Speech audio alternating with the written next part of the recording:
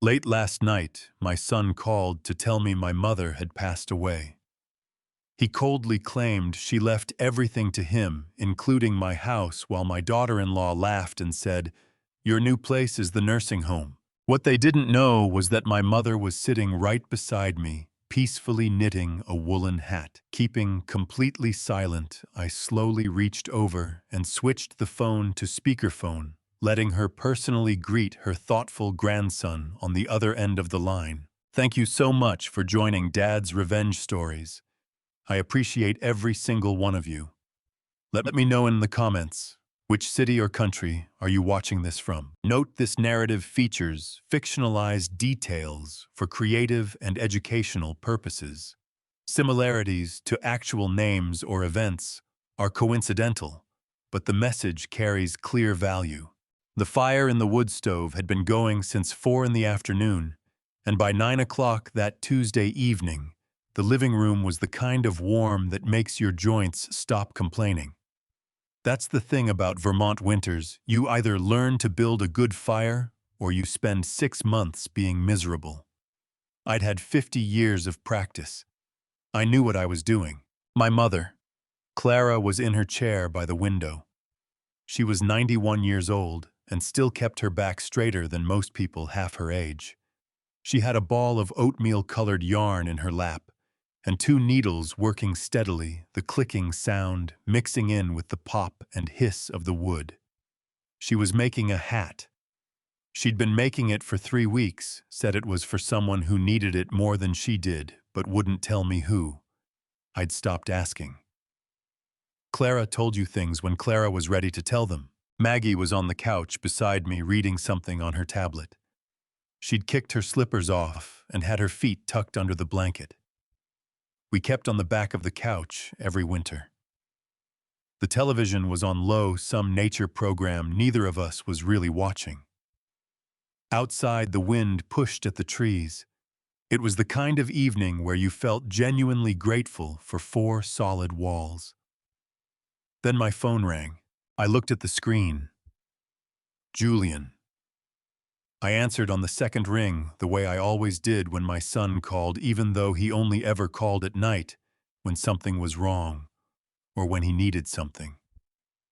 I told myself that wasn't true. I kept telling myself that. "Hey, son." I said it the same way I'd said it for 44 years. There was a pause on the other end, a beat too long. Then Julian's voice came through, and something about it made me sit up straighter.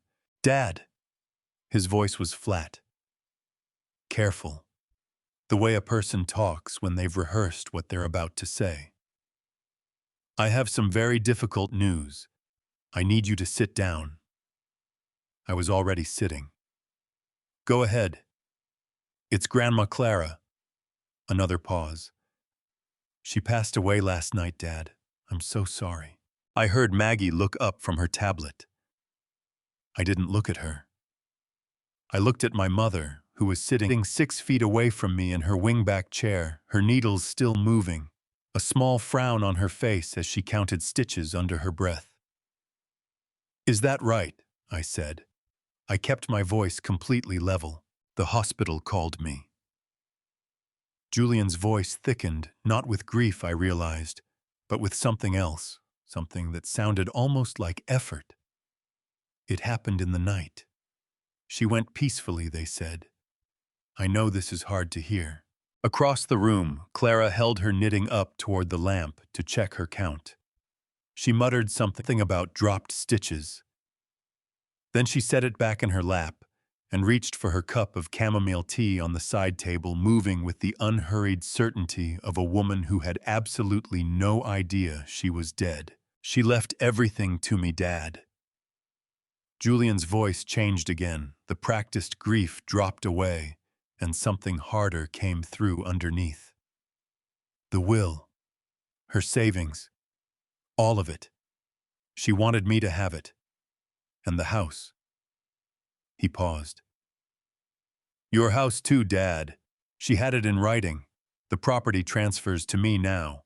I heard Chloe's voice in the background, sharp and bright the way she always got when she was pleased about something. Then she said clear enough that I could hear every word, tell him his new address is Riverside Senior Living on Route 9. They have a lovely memory care unit. And then she laughed. My chest went tight. Not with grief, not even with anger, not yet. With something colder and more precise. Like watching a thing you half suspected finally step out into the open where you could see it clearly. I looked at my mother again. Clara had set down her tea and picked up her needles. The clicking resumed. She was humming something low, a hymn I didn't recognize. I reached over and pressed the speaker button on my phone. Set it on the arm of the couch. Julian was still talking something about coming over the next day to secure the property. Something about how I should begin thinking about what I wanted to take with me, how there was no reason to make things harder than they needed to be. His voice filled the room. Clara's needles stopped clicking. She looked at the phone. Then she looked at me. I put one finger to my lips. Julian said, "Chloe and I will be there by noon. We'd appreciate it if you'd have your personal items organized by Julian Honey." Clara's voice was clear and steady and warm. The voice she'd used my entire life when she wanted to make absolutely certain she had your full attention. "Is that you? It's Grandma. I'm just finishing up your hat." The silence on the other end of that phone was the loudest thing I had ever heard. Maggie pressed her hand over her mouth. Her eyes were wet, but she was shaking, not from crying. From the effort of not laughing out loud. Julian said nothing. Chloe said nothing. For a moment there was only the sound of the fire and the wind outside and my 91-year-old mother waiting patiently for her grandson to say something. Then the call ended. I picked up the phone, looked at the screen. Call duration 4 minutes and 11 seconds. Clara set her knitting in her lap and looked at me with an expression I'd known my whole life, the look she got when she'd seen something she wished she hadn't. "Was that Julian?" she asked. "He sounded strange." I looked at Maggie. Maggie looked at me. The fire popped behind us. "Yeah," I said. "He did." I sat there for a while after that, without moving. The nature program on the television showed something about migration patterns. Outside, a branch cracked in the wind. Clara went back to her knitting. The clicking of the needles started up again. And I thought about the fact that my son had just told me his grandmother was dead, while she sat 6 feet away from me finishing a hat she was making for him. I thought about what that meant. I thought about it for a long time. I didn't sleep much that night. I lay there listening to Maggie breathe beside me and staring at the ceiling and thinking about my son's voice, that flat, rehearsed quality, the way it shifted when Clara spoke from practiced grief into something that sounded like a man stepping backward off a ledge he'd been certain was solid ground. By 6:30, I gave up on sleep and went downstairs to make coffee. Clara was already at the kitchen table. She was wearing her blue cardigan and had her hands wrapped around a mug of tea she'd clearly made herself, because Clara had been making her own tea since before I was born and saw no reason to stop now. She looked up when I came in and said, "You look terrible, Frank." "Thank you, Mom." I got the coffee going and sat across from her. "Are you going to tell me what that phone call was actually about?" She raised one eyebrow over her mug. "Because I may be 91, but I wasn't born yesterday. Julian didn't call to chat," I told her. "All of it. The inheritance claim, the house, Chloe's comment about the memory care unit on Route 9. I watched her face while I talked. Clara didn't gasp or cry or reach for my hand. She sat very still with both palms flat on the table, the way she used to sit during thunderstorms, when I was small, calm, and present, and completely unafraid. When I finished, she was quiet for a moment. Then she said, "He thought I was dead." "Yes."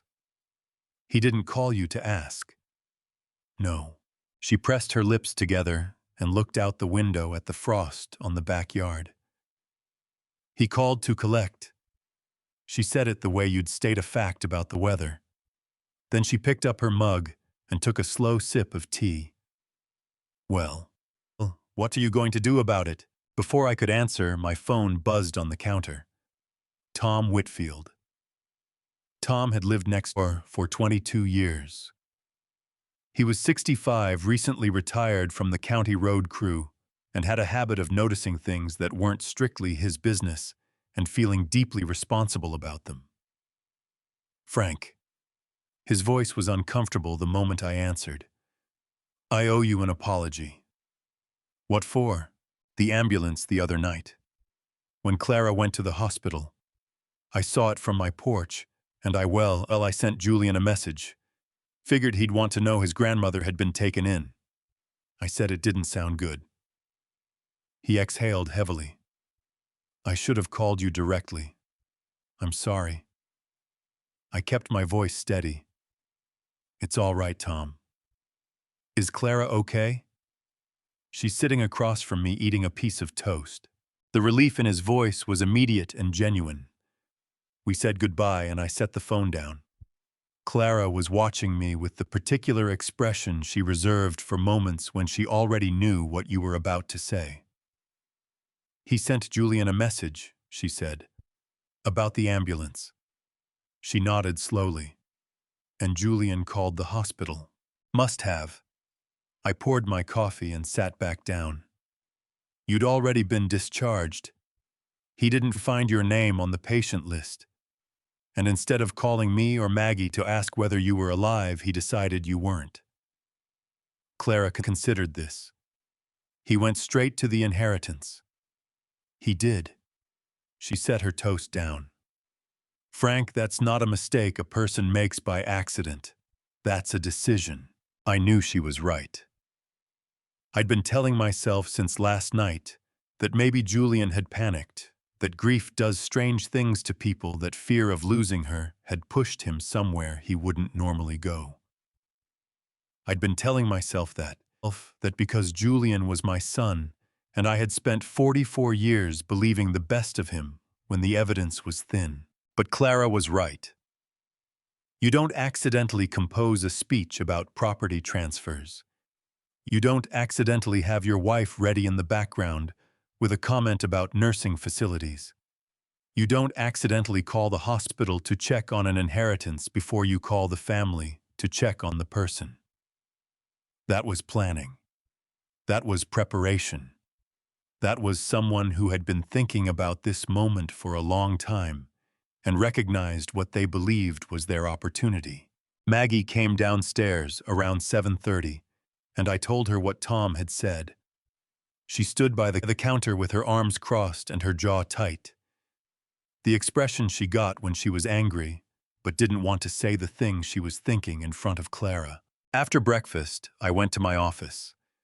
It was a small room off the hallway, barely big enough for a desk and 2 filing cabinets, with a window that looked out onto the side yard where I used to stack lumber. I sat down and opened the bottom drawer of the left-hand cabinet. I kept personal documents there, insurance policies, property records, tax filings going back 15 years. I found what I was looking for near the back. A manila envelope. Inside were 2 documents.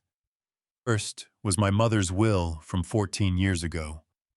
The second was a power of attorney authorization I had signed 2 years ago during the weeks after my knee replacement surgery, when I couldn't get downstairs reliably and needed help managing the household. A power of attorney, or POA, is a legal document that gives another person authority to act on your behalf in financial or legal matters.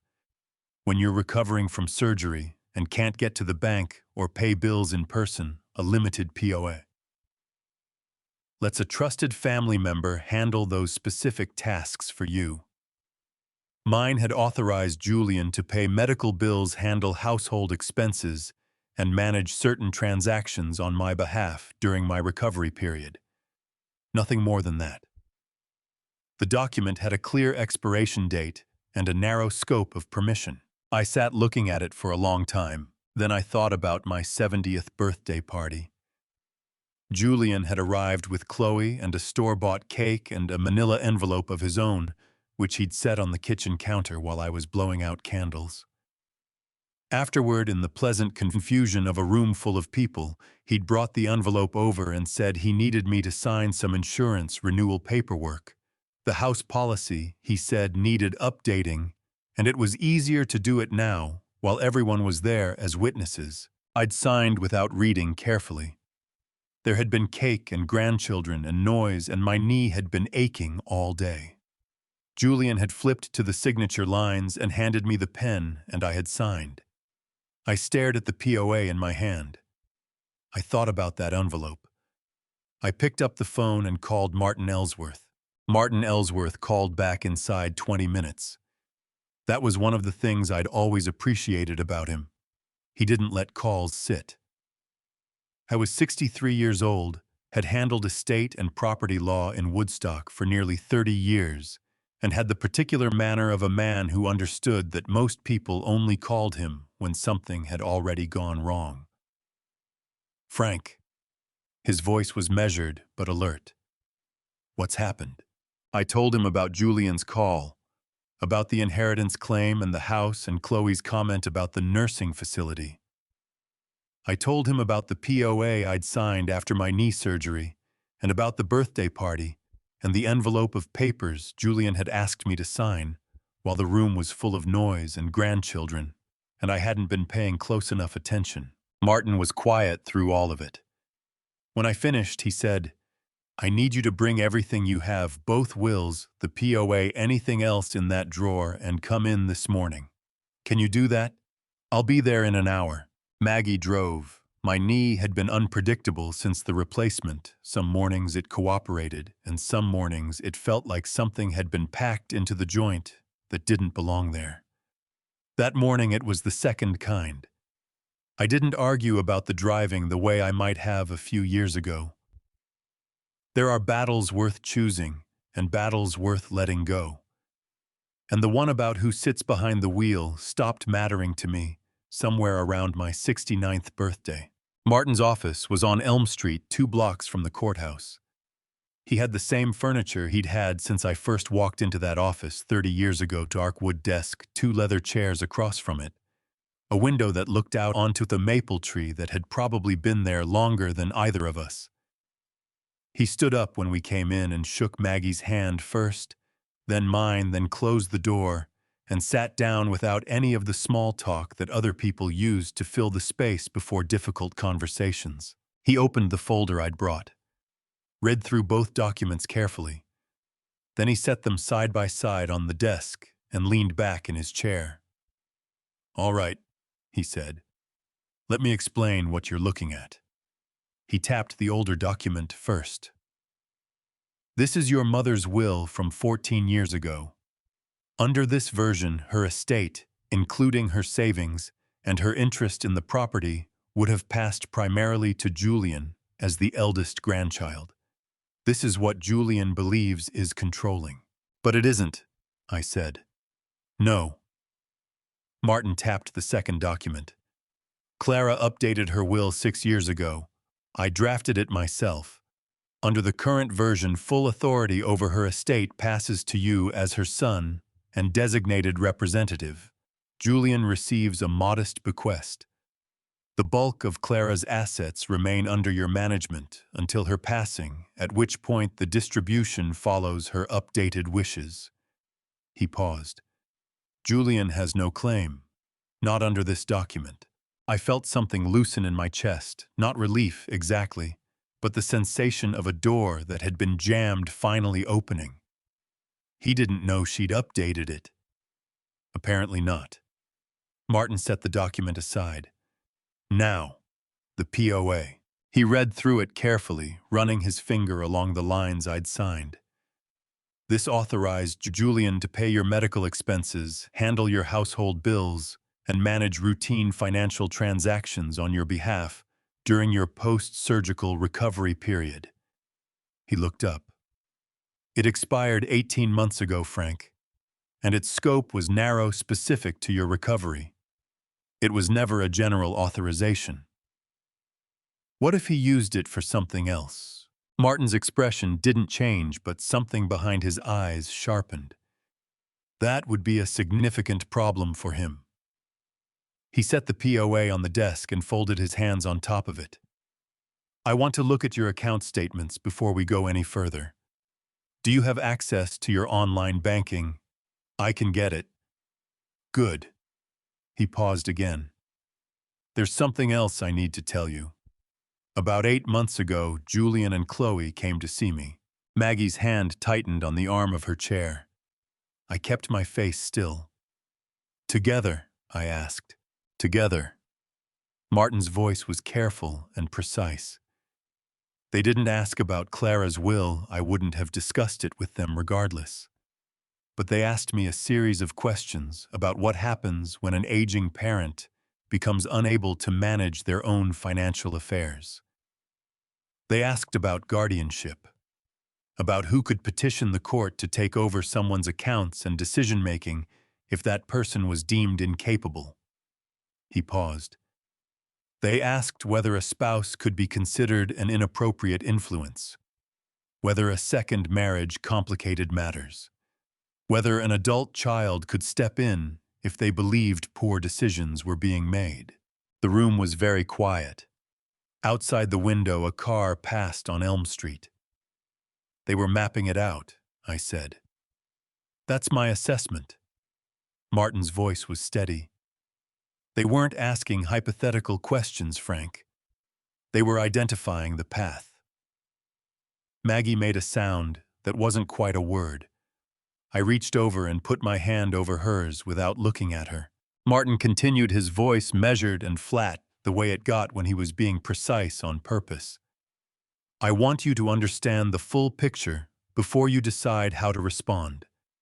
Julian did not act impulsively last night. What you heard on that phone call was the activation of something that had been planned for some time. I sat with that for a moment. 44 years. I had wiped that boy's tears and taught him to throw a baseball and stood beside him at his mother's funeral and co-signed his first business loan. And for the last 8 months at least, while he was calling me on Sundays and asking about my knee and telling me the grandkids sent their love. He had been in this office asking a lawyer how to take everything away from me. What do I do? I asked. Martin straightened the papers on his desk into a neat stack. First, we look at those bank statements. Then we find you a good elder law attorney. He looked at me directly. And Frank, do not contact Julian. Not yet. Let me make some calls first. I nodded. My knee throbbed on the walk back to the truck. Maggie took my arm without being asked. When we got in, she sat behind the wheel and gripped it with both hands and stared straight through the windshield for a long moment before she spoke. 8 months, she said. Her voice was shaking. He sat at our Thanksgiving table 8 months ago, and he was already planning this. I didn't answer right away. I was thinking about the dining room table and the smell of roasted turkey and Julian asking to say grace. Yeah, I said finally. He was. We didn't talk much on the drive home. Maggie kept both hands on the wheel and her eyes on the road, and I watched the bare trees go past and thought about Thanksgiving dinner and the smell of candles and Julian standing at the head of the table with his hands folded and his head bowed, asking God to bless the food and the family and another year together. I had believed every word of it. When we pulled into the driveway, Darlene's car was parked by the side door. Darlene Osgood was Maggie's younger sister, 66 years old, twice divorced, with a sharp tongue and a genuinely good heart that she kept hidden behind the sharp tongue so people wouldn't take advantage of it. She'd driven over from Sharon that morning when Maggie called her, and she was sitting at the kitchen table with Clara working through a pot of coffee and what appeared to be a very serious conversation about whether the church auxiliary was being mismanaged. Darlene looked up when we came in. Well, she said. Not hello. Not how did it go. just well the way Darlene communicated most things efficiently and without decoration. "We have a lawyer," I said. "A good one." "You need an elder law specialist," Darlene said. "Not just an estate attorney, someone who handles guardianship cases specifically." She said it the way she said most things, as if the information had been sitting there waiting for someone to ask for it. My friend Pat had to deal with something similar when her husband's kids came after their property. "I'll get you a name." Maggie put her hand on her sister's shoulder as she passed. It wasn't a dramatic gesture. It was the kind of touch that meant thank you for being here without saying the words, which was how Maggie communicated when she was holding herself together carefully and didn't want to risk loosening anything. Clara watched all of this from her chair. "Martin has good shoes," she announced. "I always trust a man who takes care of his shoes." Darlene looked at me. I shook my head slightly. Some things didn't need explaining. I went through the kitchen and down the hallway toward the living room, and that's when I stopped. The wall beside the bookcase was wrong. I stood there looking at it for a moment, before my brain caught up with what my eyes were already telling me. There was a rectangle of slightly darker paint where the light hadn't faded the wall over the years. An outline. The shape of something that had hung there for a very long time and was now gone. My grandfather's clock. It was a mantel clock he'd built himself in 1931 when he was 24 years old and newly married and trying to prove something to the world. Solid walnut case, hand-carved molding along the top, a brass face with Roman numerals that he'd ordered from a catalog and waited 6 weeks to receive.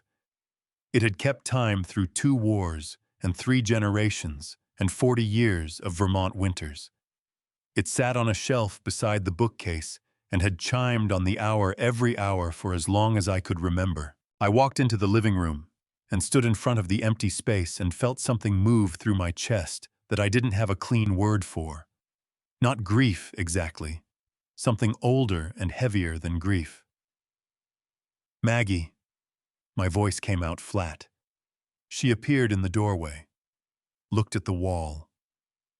Her hand went to her mouth, not to cover a laugh this time, but something entirely different.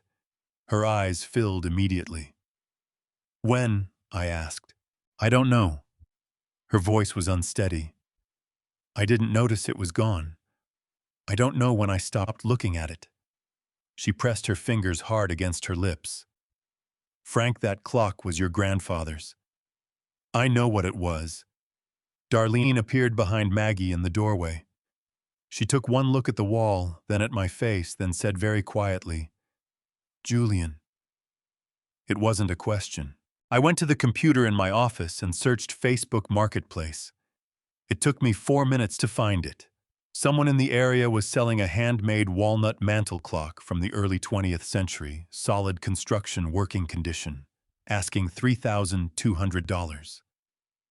The photograph showed my grandfather's clock sitting on a table I didn't recognize, photographed against a white wall I'd never seen. My hands were steady when I picked up the phone. I didn't feel steady, but my hands were, and sometimes that's the best you can manage. I called Roy Gaines. Roy and I had worked together for nearly 30 years. He was a carpenter, same as me, and we'd been having breakfast together on Thursday mornings at Bob's Diner since before either of us had gray hair. He answered on the 3rd ring, and I heard the television in the background and the sound of his dog moving around on a hardwood floor.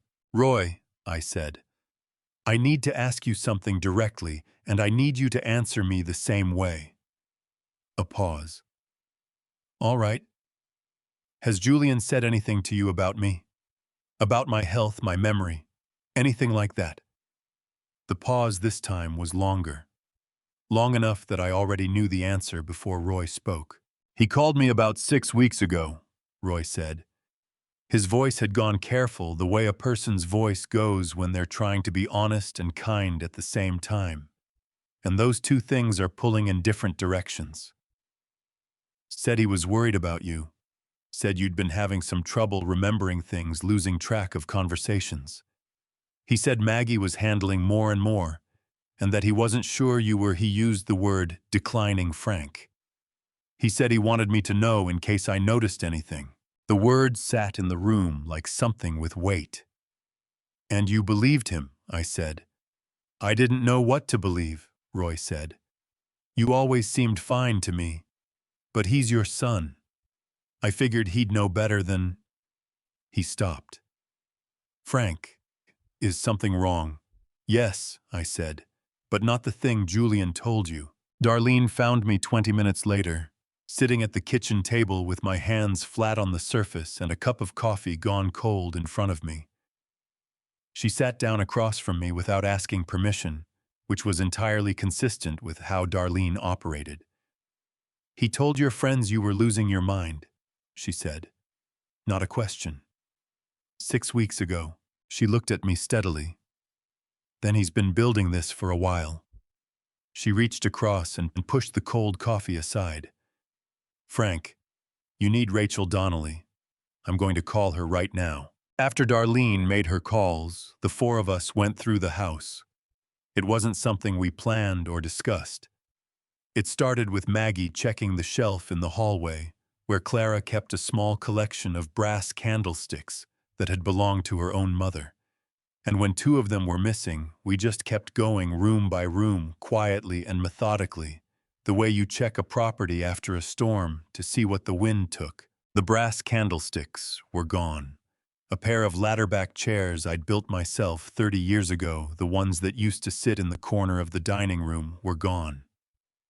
A small oil painting of a covered bridge that Clara had bought at a craft fair in Clichy sometime in the 1980s, gone. I found the nail still in the wall where it had hung, a small pale circle on the wallpaper where the frame had protected the color for 40 years. Clara followed us from room to room, with her hands clasped in front of her, very still and very upright, and she didn't say much. When we found the spot where the ladder-back chairs had been, she put one hand on the wall beside the empty space and stood there for a moment. That was all. But her jaw was tight in a way I hadn't seen since the year my father died. He came in November, Clara said finally. About 3 weeks ago. He said he wanted to borrow the chairs for a dinner party. I told him, of course. She paused. He said he'd bring them back the following weekend. Maggie made a sound in the back of her throat that I recognized, the sound she made when she was working very hard not to say something she would regret. He wasn't planning to bring them back, I said. Clara looked at me steadily. No, I don't suppose he was. She lowered her hand from the wall. Frank, how long has this been going on? I didn't have a good answer for that. That was the part that sat in my stomach like a stone, not knowing exactly when Julian had stopped being a son who made bad decisions and started being a son who made deliberate ones. The line between those two things is thinner than you'd think, and it moves without announcing itself. Darlene found us in the dining room. She had her phone in her hand, and the expression she wore when she'd accomplished something she was quietly satisfied about. Rachel Donnelly can see you day after tomorrow, she said. 8:30 in the morning. I told her it was urgent. What did you tell her exactly? Maggie asked. Enough. Darlene slid her phone into her pocket. She does elder law. She handles financial exploitation cases, guardianship disputes, all of it. Pat said she's the best in the county and doesn't waste anybody's time. She looked at me. She's going to want the bank statements, Frank. All of them. As far back as you can get them. That evening after Clara had gone to bed and the house was quiet. Darlene sat with Maggie at the kitchen table. The overhead light was on, and there were mugs of tea none of us were really drinking, and Darlene was turning her phone over and over in her hands, which was what she did when she was deciding whether to say something. I'd known Darlene for 31 years. I waited. There's something I should have told Maggie a long time ago, she said finally. Her voice was even, but something underneath it was not. Last Thanksgiving, not this past one, the one before, I was in the kitchen getting the cranberry sauce out of the refrigerator, and Julian came in. He said he was looking for a pen. She stopped turning the phone. He had Maggie's purse open on the counter, Frank. His hand was inside it. Maggie went very still across the table. I told him the pens were in the drawer by the stove, Darlene continued. He laughed and said he'd gotten confused. And she pressed her lips together. I let it go. I told myself it was nothing. I told Maggie there'd been a mix-up in the kitchen. But I didn't tell her what I actually saw, because I didn't want to cause trouble at Thanksgiving, and I wasn't completely certain, and her voice tightened. I'm sorry, Maggie. I should have said something. Maggie reached across the table and covered Darlene's hand with hers. It wouldn't have changed anything, she said quietly. I would have made excuses for him too. I stood up and carried my untouched mug to the sink. Outside the kitchen window, the yard was dark, the tree line barely visible against the sky. I stood there looking at nothing for a moment. 44 years. I thought about the clock. I thought about the chairs.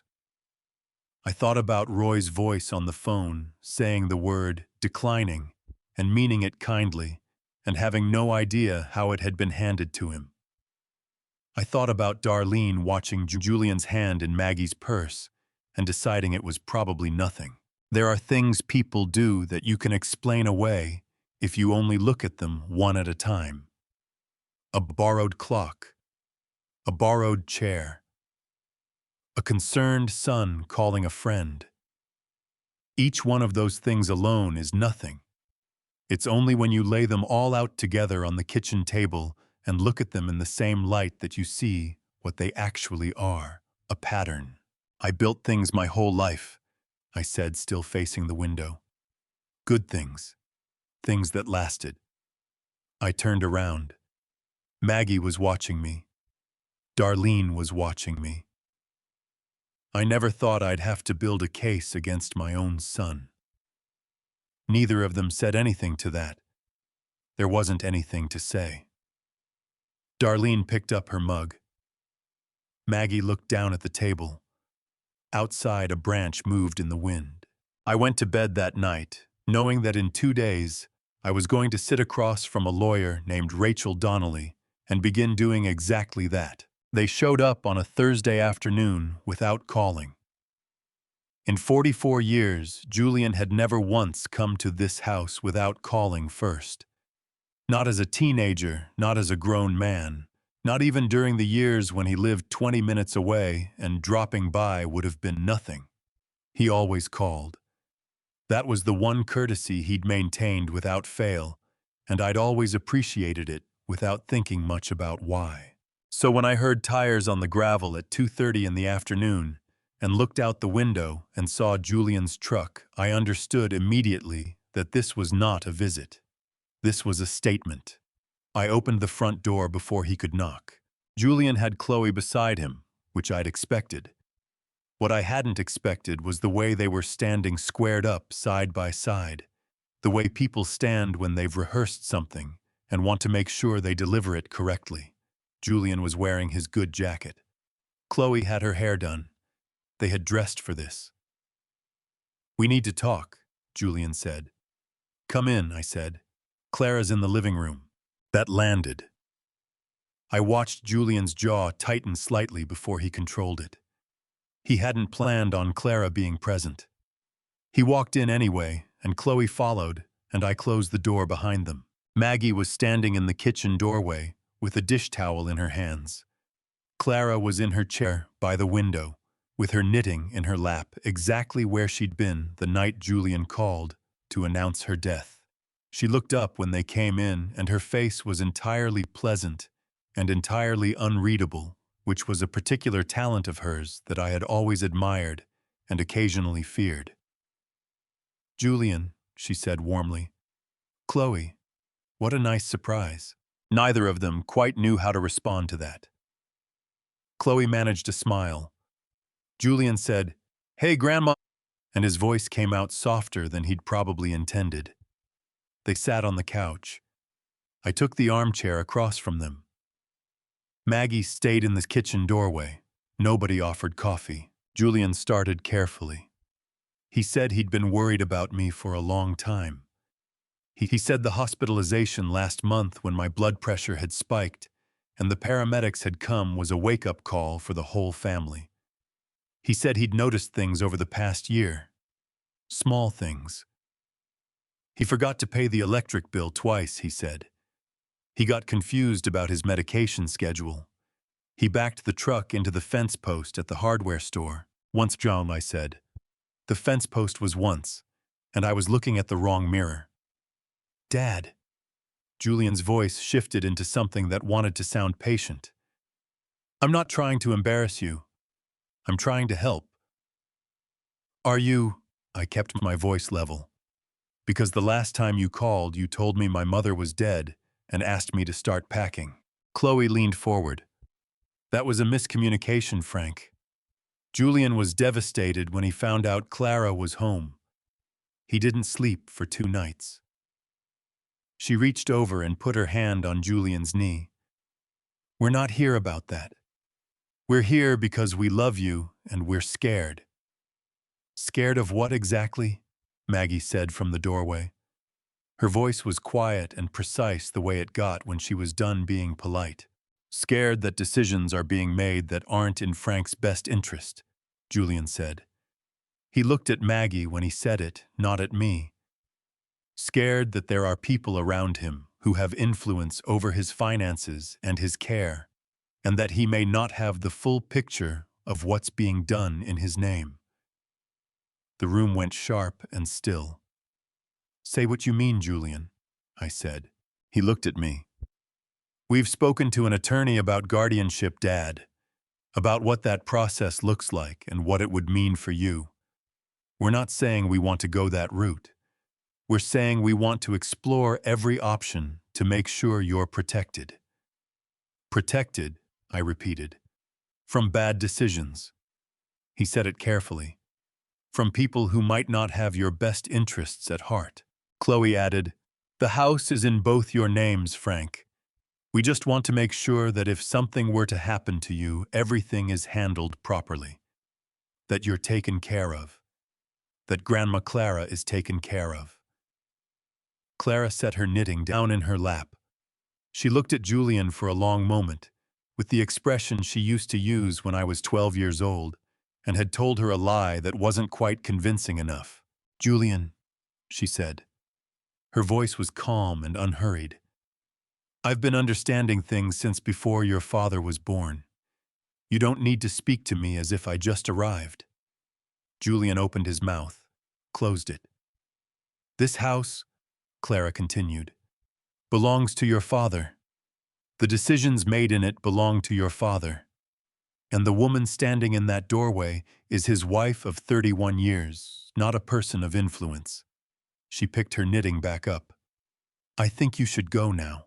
The silence that followed was the kind that doesn't need filling. Julian stood. Chloe stood. Julian looked at me and said, We'll be in touch, through our attorney. Then they walked out, and I closed the door behind them, and I stood in the hallway for a moment, listening to the truck back out of the driveway. Maggie came and stood beside me. Neither of us spoke right away. Then my phone rang. I didn't recognize the number at first. I answered anyway. Frank. The voice was warm and measured and familiar in the way that voices are when you've heard them every Sunday for 20 years. This is Pastor Webb, Dennis Webb. I need to tell you something, and I want to do it myself before you hear it from somewhere else. A pause.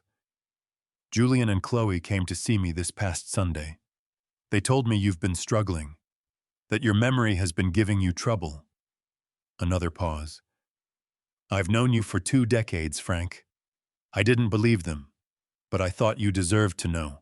Maggie found it on a Tuesday morning while she was cleaning behind the bookcase in the living room. She'd been going through the house more carefully since we discovered the missing clock and chairs, not frantically, but thoroughly, the way she cleaned when something was bothering her, and she needed to do something with her hands. She moved the bookcase out from the wall to dust behind it, and that's when she saw it. She came to find me in the kitchen. She didn't say anything. She just held out her hand. It looked like a phone charger adapter. Small white rectangular with two prongs on one end, meant to plug into a wall outlet. Completely ordinary. The kind of thing you'd see in any American home and not look at twice. Except this one had a lens. It was a spy camera, a Wi-Fi-enabled recording device disguised as a wall plug adapter. When you inserted it into an outlet, it charged like a normal adapter and simultaneously recorded video and audio to a cloud account accessible from any phone or laptop. The lens was barely 3 millimeters wide, set into the face of the plug casing so that only direct light at the right angle would catch it. I knew what it was because Julian had given me one for Christmas the previous year. He'd presented it as a smart home security device. Said it was for peace of mind. If anything happened to me or Clara while Maggie was out, whoever had the app on their phone could check in remotely. He'd set it up himself, plugging it in behind the bookcase and downloading the app onto his own phone. He said he'd share the feed with me too, that he just needed a few days to sort out the settings. He never did share it with me. I turned the camera over in my hands. It had been there for nearly 10 months. 10 months of our living, our conversations, our arguments, our ordinary evenings with Clara. Knitting and Maggie reading, and me falling asleep in the armchair during the weather report, recorded and stored in an account I had no access to. Frank, Maggie's voice was tight and careful. How long has that been there? Since last Christmas. I set it on the kitchen counter. He was looking for footage, something he could use to show I was confused or forgetful, or anything that would hold up. I looked at her. That's why he gave it to us. Not for our peace of mind, for his. Maggie sat down hard in the kitchen chair. She pressed both hands flat against the table and stared at them. 10 months, she said. He's been watching us for 10 months, watching and listening. I picked up the camera again, then set it back down. Don't unplug it yet. Rachel needs to see it first. Where it was, how it was installed, all of it. I went to my office and opened my laptop. I'd been meaning to check the bank accounts since Martin mentioned the statements, and I'd been putting it off the way you put off the doctor's appointment when you already suspect what he's going to find. I logged into the joint account first. The checking account Maggie and I used for household expenses, groceries, utilities, the occasional repair. Everything looked normal on the surface. Then I clicked through to the savings account. The most recent statement showed a balance that was lower than I expected. I pulled up the previous month. Lower still. I went back further month by month and watched the number decrease in a pattern that was slow enough to be unnoticeable in any single month and devastating when you saw 2 years of it laid out in sequence. Then I checked the email address associated with the account. It had been changed 26 months ago, back when Julian still had active access through the POA before it expired. The notification email, the one the bank sent to confirm the change, had gone to the old address, and by the time the POA lapsed, the redirect was already in place. After that, every alert, every transaction notification, every monthly statement email had been redirected to an address I didn't recognize. I sat back in my chair. A bank account, notification email is how the bank talks to you when money moves, when a password changes, when something unusual happens with your account. If someone changes that email address while they have temporary access to your account, every subsequent alert goes to them instead of you. You see nothing. You hear nothing. The account can be drained in pieces slowly enough that the paper statements don't alarm you and you never receive a single warning. That was what Julian had done. 14 months ago, while he still had access through the POA, he had rerouted the alerts. Then he'd started moving money. Slowly, carefully, in amounts small enough that no single withdrawal would raise a flag. I changed the email address back to mine. Within 2 minutes, my inbox filled with months of forwarded alerts, transactions, and transfers, and balance notifications that should have reached me and hadn't. I scrolled through them for a long time. Then I called Maggie into the office. She stood behind me and read over my shoulder, and when she got to the total, she made a sound like someone had pressed something hard against her sternum. "How much?" she said, even though she could see the number. $214,000. I said it flat and even because if I let any color into my voice, I wasn't sure what color it would be. Give or take. Maggie put both hands on my shoulders and gripped hard. I could feel her shaking. The front doorbell rang at 3 o'clock that afternoon. I answered it. A man in a brown jacket stood on the porch with a clipboard and an envelope and the particular expression of someone who delivers difficult news professionally and has learned not to take it personally. "Frank Hargrove," he said. "That's me." He held out the envelope. "You've been served." Rachel Donnelly did not shake my hand when we walked into her office. She shook Clara's first. Clara, who was 91 years old and had worn her good wool coat and her Sunday earrings for the occasion, accepted the handshake with the gracious formality of a woman who had been receiving visitors properly her entire life. Rachel held her hand for a moment longer than a standard greeting required and said, "Mrs. Hargrove, I'm very glad you came in person. It's going to matter." That was when I knew we had the right lawyer. Rachel Donnelly was 52 years old, with reading glasses on a thin silver chain, and the kind of steady, unhurried manner that made you slow down and listen rather than fill the silence yourself. Her office was on Church Street, 2nd floor, with 2 windows overlooking a bare maple tree and a small conference table that had enough scratches on it to suggest real work got done there. She didn't have diplomas on every wall. She had one framed photograph of a golden retriever and a whiteboard covered in handwriting. She read through Julian's guardianship petition while we sat across from her. She read the whole thing without commenting, turning each page carefully, and when she finished, she closed the folder and set it on the table and looked at us. "Don't dismiss this because it sounds insulting," she said. "It is insulting. It's also a legal document filed in a Vermont court, and we treat it as such." She folded her hands. "We answer it carefully, we document everything, and we let the facts do the work. Are you with me?" "Tell me what we need," I said. "3 things immediately." She held up one finger. "Independent cognitive evaluations for both you and your mother. Not from Dr. Oakes, from a neuropsychologist. Julian's attorney can't claim is biased. We want someone neither side has a relationship with." Second finger. "Complete bank records going back 3 years. Every account, every transaction." Third finger. "A full inventory of any property that has left this house in the past 2 years, with whatever documentation you can gather." She paused. "And Frank, do not contact Julian. Not by phone, not by text, not through a mutual acquaintance. Everything goes through me from this point forward."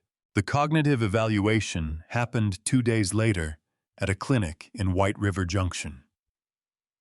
A neuropsychologist named Dr. Alan Marsh conducted it, mid-50s, quiet, methodical, with the particular professional patience of someone who had spent a career asking people questions they found either insulting or frightening, and had learned to make both feel manageable. I answered every question. I got the clock right. I remembered all 5 words. I did the subtraction in my head and said each number clearly and waited for him to write it down. When I walked back to the waiting room, Maggie looked up from the magazine she hadn't been reading. "How was it?" "Insulting," I said. "And fine." Then it was Clara's turn. Dr. Marsh brought her into the evaluation room, and I sat in the waiting room and looked at the wall and tried not to think about my 91-year-old mother being asked to count backward from 100. 20 minutes passed, then 30. Then the door opened, and Clara came out with her handbag over her arm and her coat already buttoned, moving at her own pace, which had always been the only pace she operated at. "Well," I asked. "He asked me to name as many animals as I could in 1 minute," she said, settling into the chair beside me. "I named 43. He seemed surprised." She smoothed her coat over her knees. Then he showed me a picture of a lion and asked me what it was. I told him it was a lion and that the photograph appeared to have been taken in the Serengeti based on the grass color, and that the animal was a male approximately 8 to 10 years old based on the mane density. She looked at me. "He wrote that down for a long time." I laughed. It was the first time I'd laughed in a week, and it came out louder than I intended, and 2 people across the waiting room looked up. I didn't care. "Mom," I said, "you're something else." "I know," she said simply. Now take me to lunch. I want soup." We stopped at a diner on the way back. Clara had chicken noodle soup and crackers and told Maggie about a documentary she'd watched the previous evening about migration patterns in Arctic terns. Maggie listened and asked questions and refilled Clara's water glass. And I sat across from them and ate my sandwich and felt something in my chest that I hadn't felt in several days. Something that was not quite hope, but was adjacent to it. Something that felt like ground under my feet again. That evening, Rachel called. "Dr. Marsh submitted his preliminary findings," she said. Frank, both evaluations came back clean. No signs of cognitive impairment in either you or your mother. His report specifically notes that Clara's performance was, and I'm quoting him directly here, quote, "exceptional for any age group," unquote. A pause. "Julian's attorney is going to have a difficult time building a case on mental incapacity." "Good," I said. "There's more," Rachel said. "I've started going through the bank records you sent over. Frank, I need you and Maggie to come in first thing tomorrow morning. Bring Clara if she's willing." Another pause shorter. I found something. Rachel's conference table looked different that morning. The scratches were the same. The whiteboard was the same. But the table itself was covered with bank statements, account records, transaction printouts, and a series of color-coded spreadsheets that a man named Derek Holt had apparently spent the better part of the previous night preparing. Derek was a forensic accountant Rachel used on financial exploitation cases. He was 40-something, compact with wire-rimmed glasses and the particular manner of someone who found numbers the most honest things in the world and was genuinely offended when people lied with them. He stood up when we came in, shook hands with each of us, including Clara, and then got straight to it. No preamble, no softening. $214,000 left these accounts over an 18-month period, he said, pulling the first spreadsheet to the center of the table. "I've been able to trace 196,000 of it with reasonable confidence. The remaining 18,000 moved through cash withdrawals and third-party transfers that are harder to pin down cleanly." He looked at me over his glasses. "I want to be honest with you, we may never be able to prove exactly where every dollar in that 18,000 went. But the 196 is documented." "Show me," I said. He walked us through it column by column. The largest portion, just over $120,000, had been transferred in increments of $8,000 to $12,000 at a time, directly into the operating account of Hargrove Construction LLC, Julian's company. The transfers had been spread across 14 months, never more than one per month, each one timed to coincide with a period when the company's payroll account was running low. I had built things my whole working life. Cabinets, staircases, barns, porches, the kind of work you do with your hands and your back, and 30 years of knowing which wood does what. I had saved money the same way I built things, carefully, slowly, a little at a time, because you never knew when the next job would dry up, and you needed something solid under you when it did. Julian had taken that money and used it to make payroll for a company that couldn't sustain itself month after month, in amounts small enough that no single withdrawal would catch my attention. The second category, Derek continued moving to the next column, is $31,000 in credit card payments. He slid a statement across the table. It was a joint card in Julian and Chloe's names. The charges were not business expenses. Restaurant meals, clothing, a vacation to Hilton Head in March, new appliances for their kitchen, 2 car payments. Clara looked at the Hilton Head charge for a long moment. Then she folded her hands in her lap and looked out the window. The third category is smaller, Derek said. $45,000 in miscellaneous transfers, some to an LLC. I haven't been able to fully identify, some to what appear to be personal accounts connected to Chloe individually. He set his pen down. The methodology is consistent throughout. Small amounts, regular intervals, timed to avoid triggering the bank's automated fraud alerts, which typically flag large or sudden transfers rather than gradual ones. Rachel leaned forward. Derek explained the POA piece. He nodded. The power of attorney Frank signed authorized Julian to pay medical expenses, manage household bills, and handle routine transactions on Frank's behalf during his post-surgical recovery. He tapped the original document. It did not authorize him to transfer money into his own business. It did not authorize personal credit card payments. It did not authorize transfers to Chloe's individual accounts.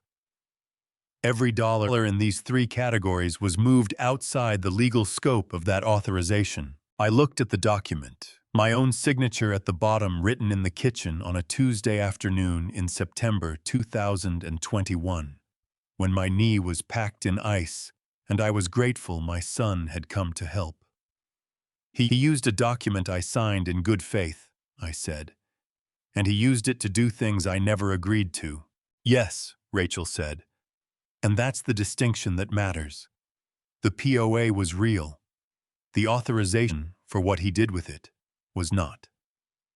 She paused. Under Vermont law, using a power of attorney to benefit yourself at the expense of the person who granted it constitutes financial exploitation of a vulnerable adult. It's a civil violation that supports our case in the guardianship hearing.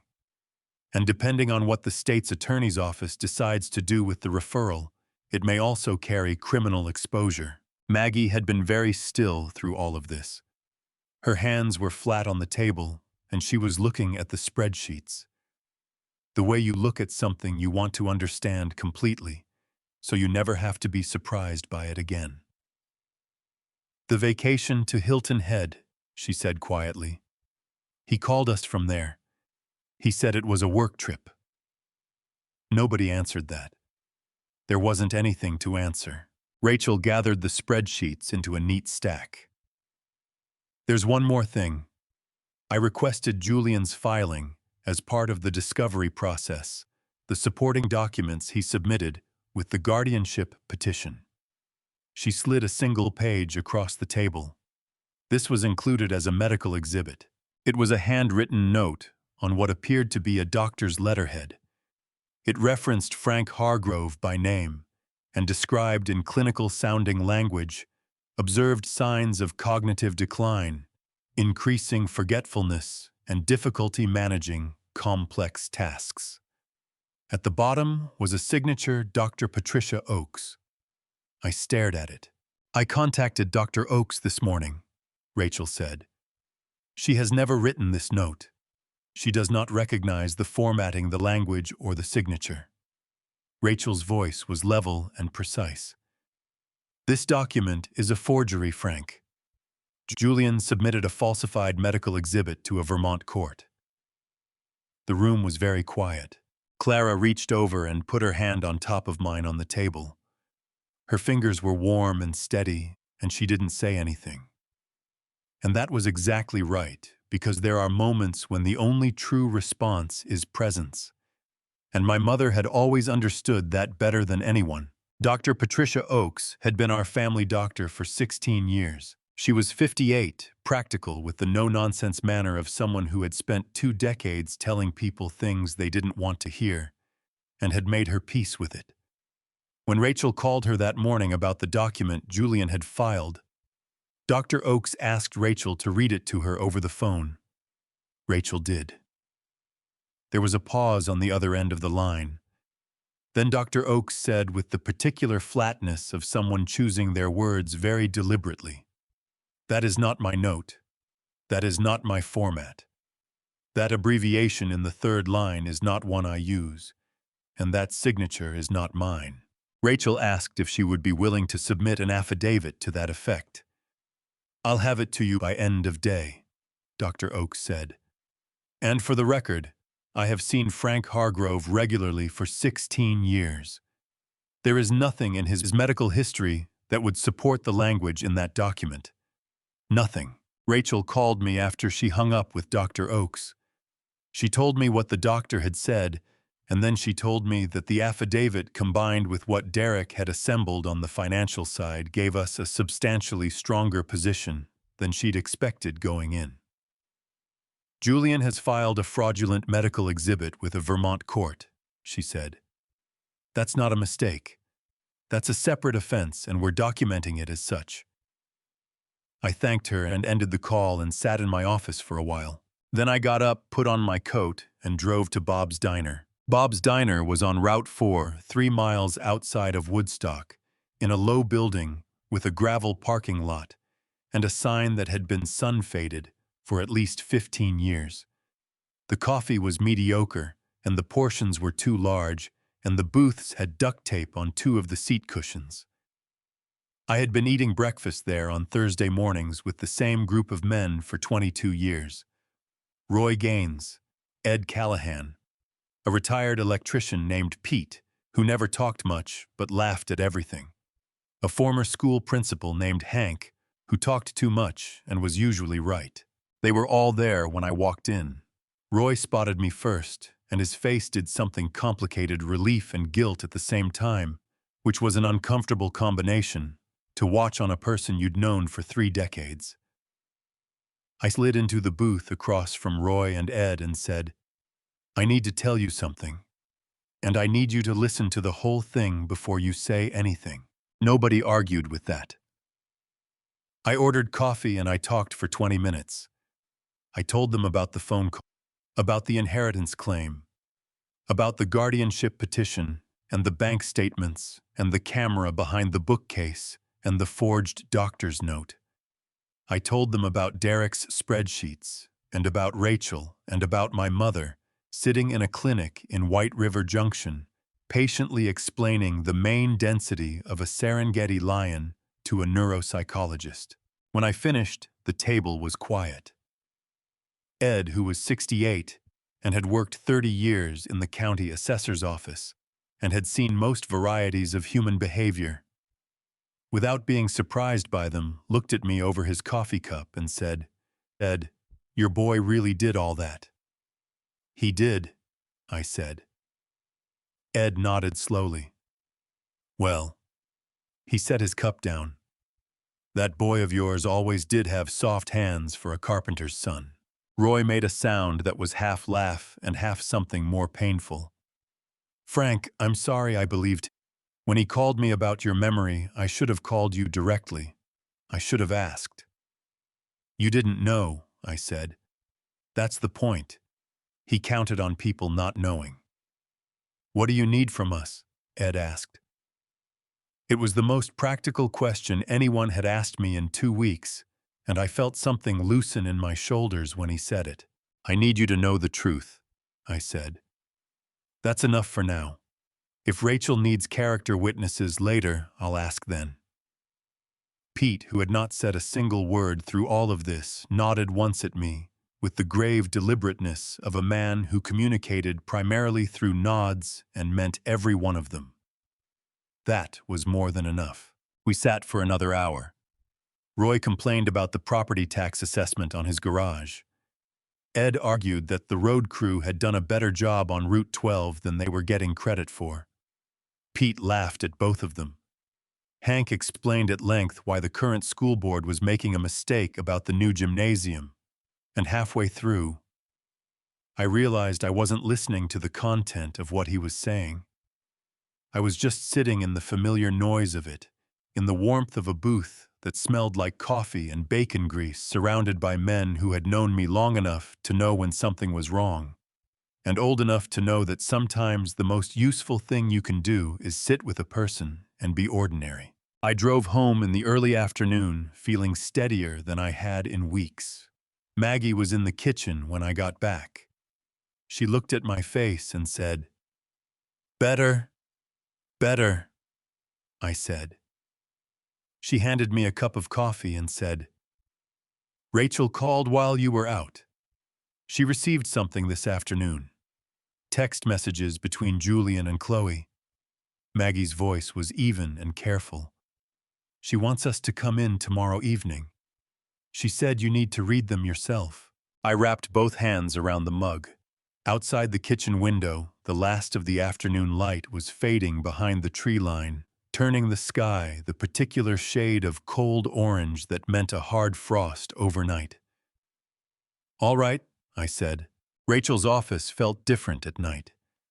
The maple tree outside the window was just a dark shape against a darker sky, and the overhead light threw everything into sharper contrast than it had during our daytime visits. Rachel had a pot of coffee on the credenza, and she poured 3 cups without asking, which told me she understood this was going to take a while. She set a folder on the table. Inside were printed pages, text message exchanges time-stamped and formatted the way they look when a phone carrier produces them through a legal records request. Julian's number on one side, Chloe's on the other. "These were obtained through the discovery process," Rachel said. "Julian's attorney was required to produce them. I don't think he'd read them carefully before he did." She paused. "I want you to read them in order, Frank. Start at the beginning." I picked up the first page. The earliest messages were from 14 months ago, the week Julian had the POA, and Frank's knee was still in a brace, and I was taking the stairs one at a time and grateful for any help I could get. Chloe had written, "Use it now while it's still active. The doctor said 6 more weeks minimum. That's 6 more weeks you have full access. Julian." "How much this week?" "Chloe, whatever the payroll needs. Don't do it all at once. Small amounts. Frank never checks the statements."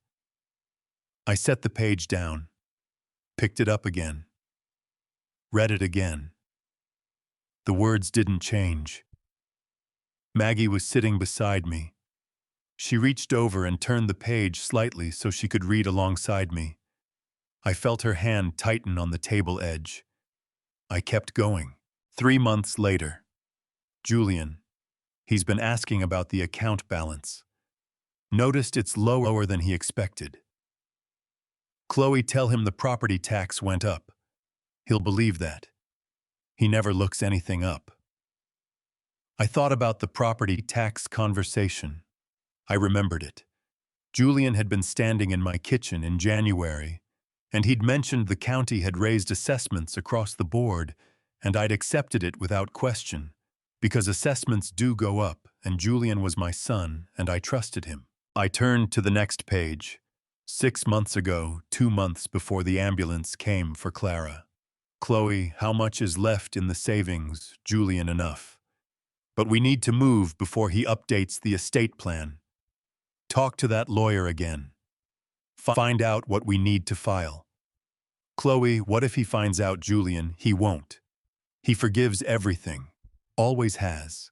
That sentence landed differently than the others. Not because it was the cruelest, though it was, but because it was true.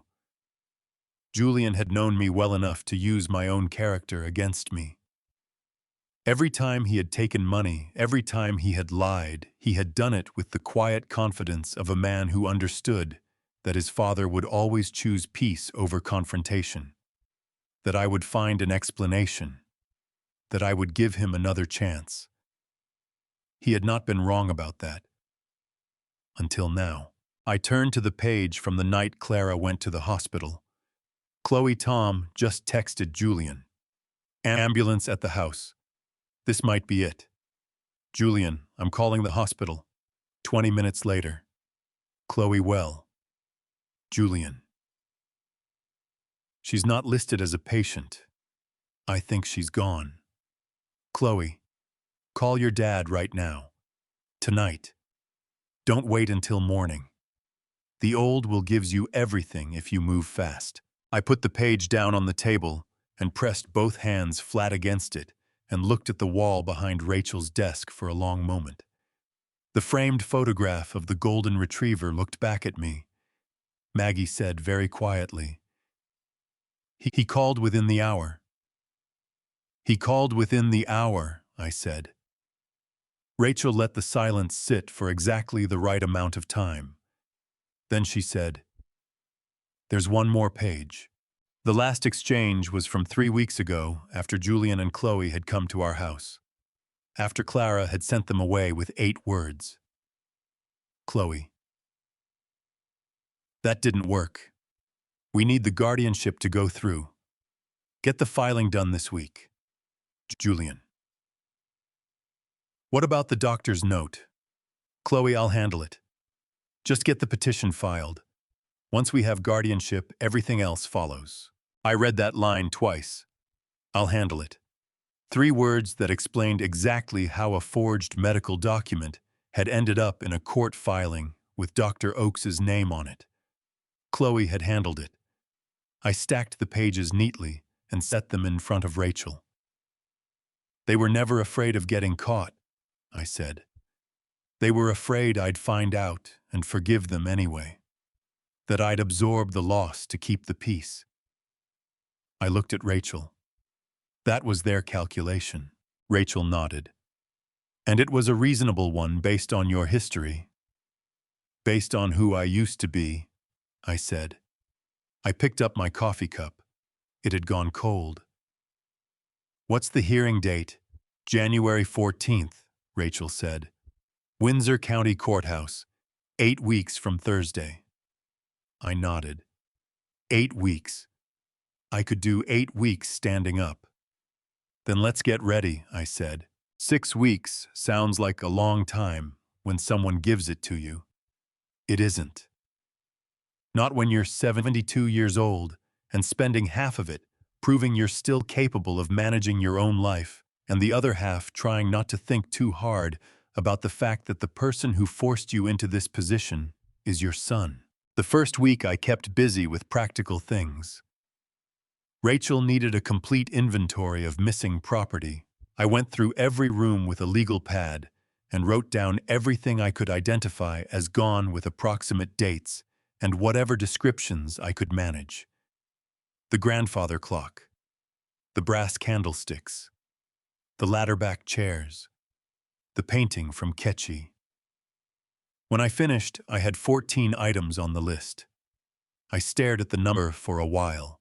14 things Julian had quietly removed from a house he'd grown up in, from rooms he'd played in as a child, while I was sleeping or watching the evening news, or sitting at the kitchen table drinking coffee and not noticing. Clara asked to speak with Rachel in the second week. She called Rachel herself, which I didn't know until afterward. Darlene drove her to the office, and Clara sat across from Rachel and told her in her precise and unhurried way that she wanted to appear at the hearing. I am 91 years old, she told Rachel, and I have been a material witness to most of what has happened. I don't intend to sit at home and wait for someone to tell me the outcome. Rachel called me afterward. Your mother, she said, with the tone of someone who had just encountered something they hadn't expected and respected enormously, is going to be a significant asset in that courtroom. Pastor Webb stopped by on a Wednesday evening in the third week. He sat at the kitchen table with a cup of coffee and his hands folded, and told me that he'd spent some time thinking about what Julian and Chloe had said to him, and the more he thought about it, the more certain details hadn't added up. The way Chloe described it, he said, it felt rehearsed, like she'd said the same words to several people. He looked at me steadily. I've known you 20 years, Frank. I've sat with you at bedsides and funerals, and I've watched you make decisions under pressure. There's nothing wrong with your mind. He paused. If Rachel needs me to say that in a courtroom, I will. I thanked him. After he left, I sat at the kitchen table for a long time without moving. Roy called in the fourth week to say the same thing in fewer words. You need me there, I'm there. End of discussion. That was Roy. 30 years of friendship, and he could summarize it in 11 words. The hardest night was a Thursday in the fifth week. I woke up at 2 in the morning, and the other side of the bed was empty. I lay there for a moment, listening, and then I got up and went downstairs.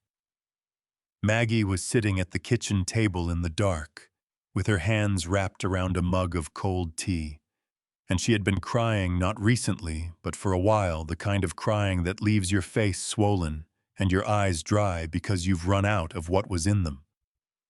I turned the light on low and sat down across from her. He's going to win, she said. Her voice was hoarse. Julian has lawyers, and he has those people who'll sit behind him, and he has those papers with those numbers. And Frank, what if she just believes him? She won't, I said. How do you know? I thought about it honestly, the way Maggie deserved.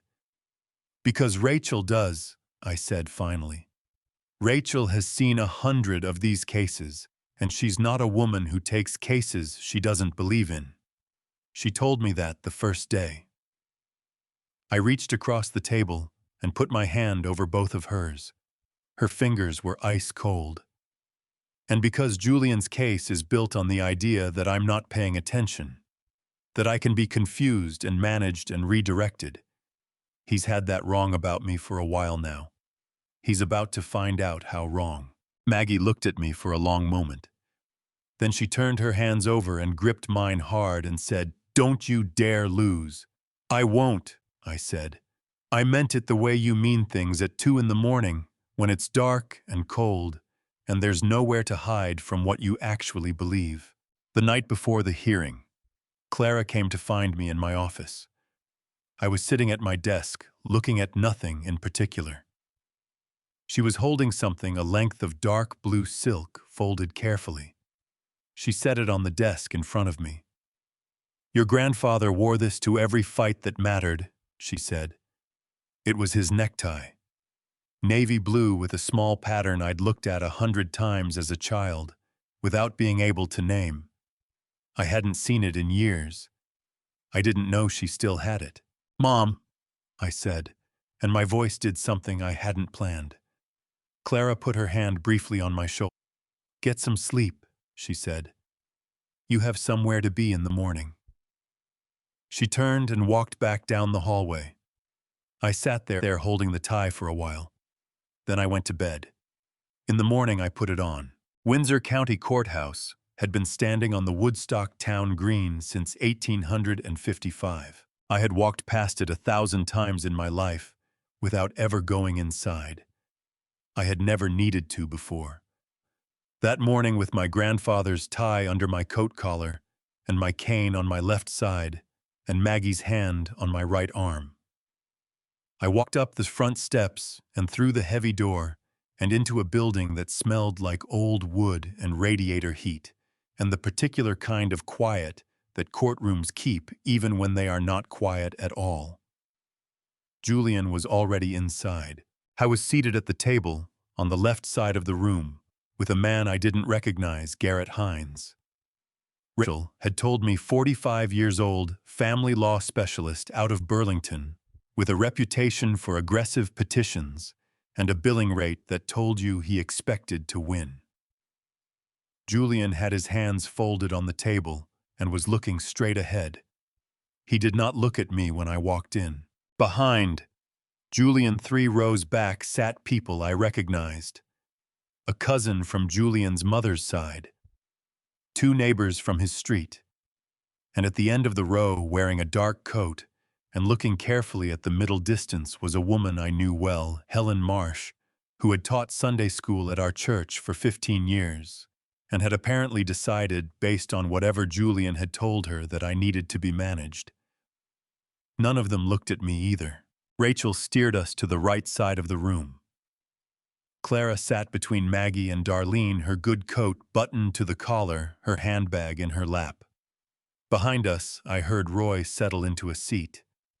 Pastor Webb came in a moment later and sat beside him. I didn't turn around. I knew they were there. Judge Carol Whitmore entered at 8:47. She was 60, with silver-streaked hair pulled back and the expression of a woman who had heard every variety of family dispute and had developed the useful ability to listen without broadcasting what she was thinking. She reviewed the case number and asked both parties to confirm their representation, and then she said, "Mr. Hines, you may proceed." Garrett Hines stood. He was polished in the way that expensive lawyers are polished. Everything fitted, everything considered, the kind of calm that comes from believing you have already won. He began with Frank's health. The hospitalization in October. Blood pressure spike, ambulance overnight observation. The knee replacement 2 years prior. The medication changes. The missed cardiology appointment the previous spring.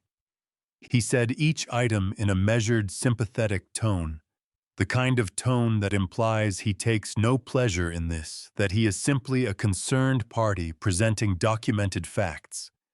Then he produced the medical note. "Your Honor," he said, "we have a supporting statement from Dr. Patricia Oakes, Mr. Hargrove's physician of 16 years, documenting observed cognitive concerns." He offered the document to the clerk. This was prepared in conjunction with her professional assessment of Mr. Hargrove's recent presentation. Rachel was on her feet before the clerk had taken the paper. "Your Honor, we'd like to address that exhibit directly. We have an affidavit from Dr. Oakes herself submitted this week, in which she states unequivocally that she did not write that note, did not sign it, and does not recognize its content as reflecting any assessment she has made of Mr. Hargrove." The room shifted. Not dramatically, no one gasped, but Judge Whitmore's pen stopped moving, and she looked up from her notes, and the quality of her attention changed in a way that was visible even from where I was sitting. Hines recovered quickly. "Your Honor, we stand by the authenticity of that document." "Then we'll address it," Judge Whitmore said. Her voice was level and final. "Continue." Hines continued. He moved from the medical exhibit to the financial. He said that Frank's accounts showed patterns of disorganization, overlooked transactions, irregular balances, signs of confusion in record-keeping. He said that Maggie, as a second spouse with access to all accounts, had a complicated financial interest in the outcome of this hearing. He said that Frank's decision-making had become increasingly subject to outside influence, and that Julian, as Frank's only biological child, had a legitimate concern for his father's well-being and his estate. Every sentence was carefully constructed. Every sentence was technically connected to something real. That was what made it frightening. Julian hadn't built his case from whole cloth.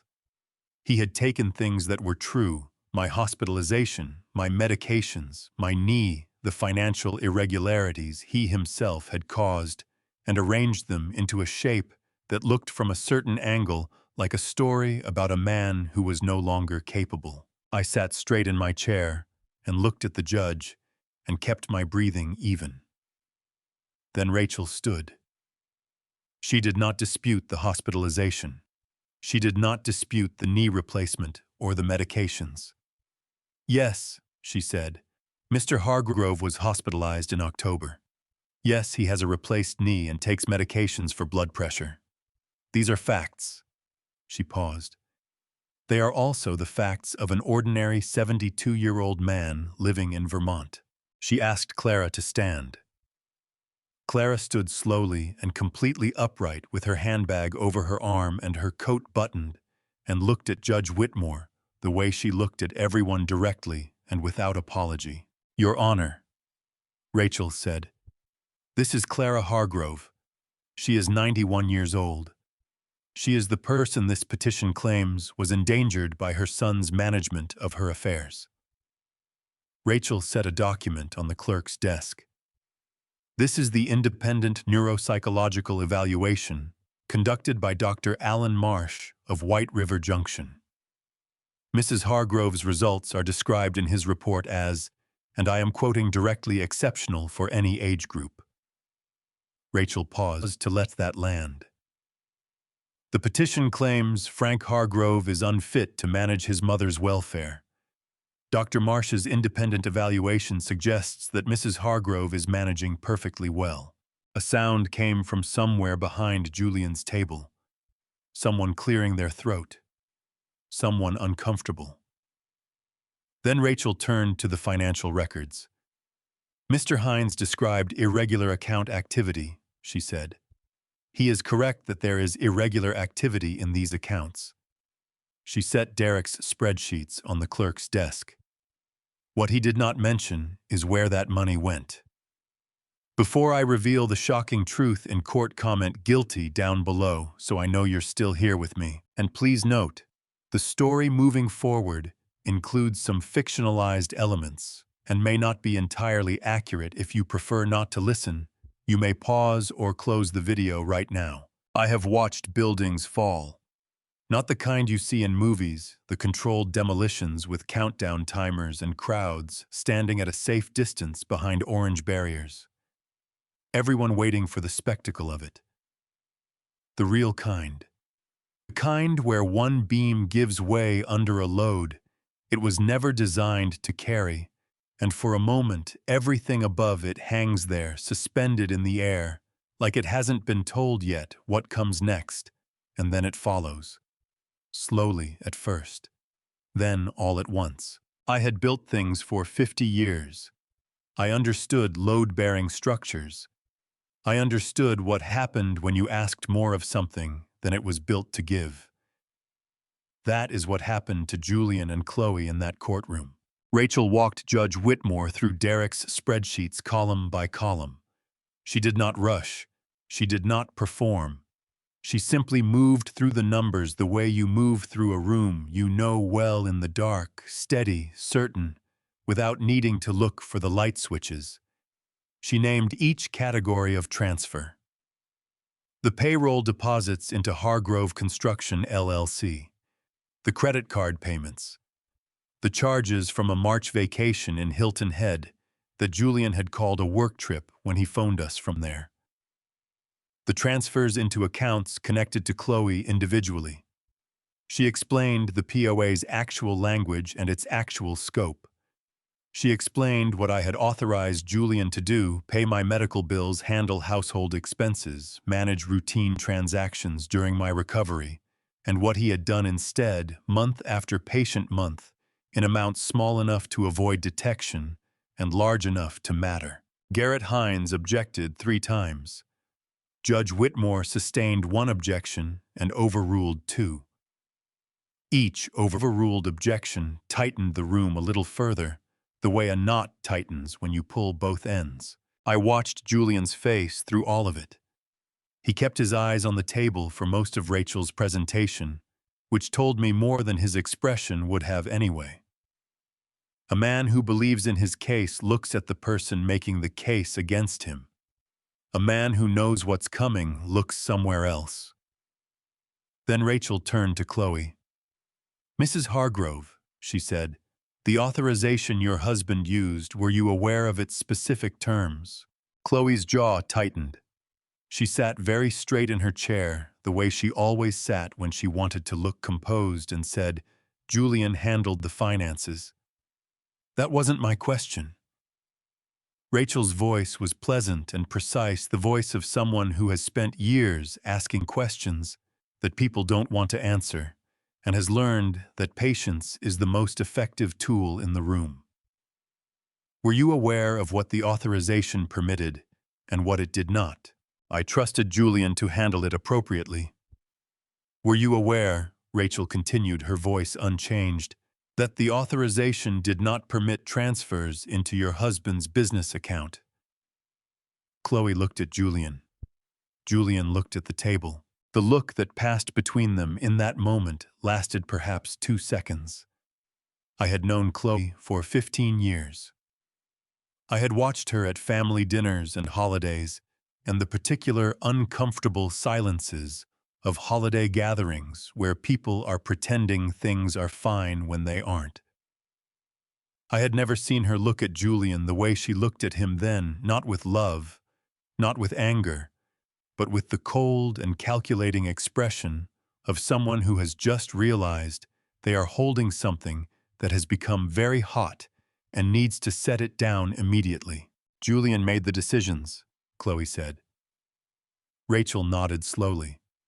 She let the answer sit in the room for a moment before she moved forward, which was one of the things I had come to admire about her. She understood that some statements discredit themselves if you simply give them enough air. "And the credit card payments," she said. "The personal charges. The vacation in March. Were those Julian's decisions as well?" Something shifted in Julian's face. A muscle tightened along his jaw. I had seen that particular tightening before when he was a teenager and had been caught in something and was calculating how much of the truth he could get away with releasing.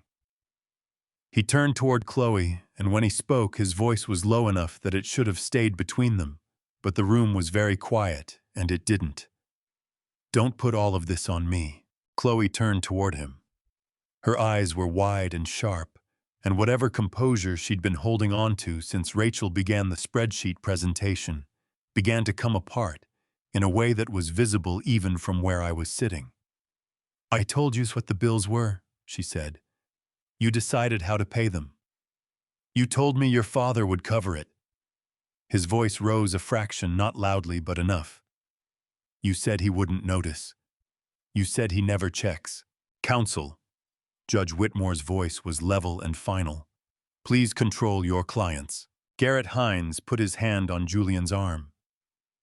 Julian looked at the hand for a moment, and then he did something I had not seen coming. He shook it off. Not roughly. Just a small, quiet, decisive movement that said he was done being directed by anyone in that room.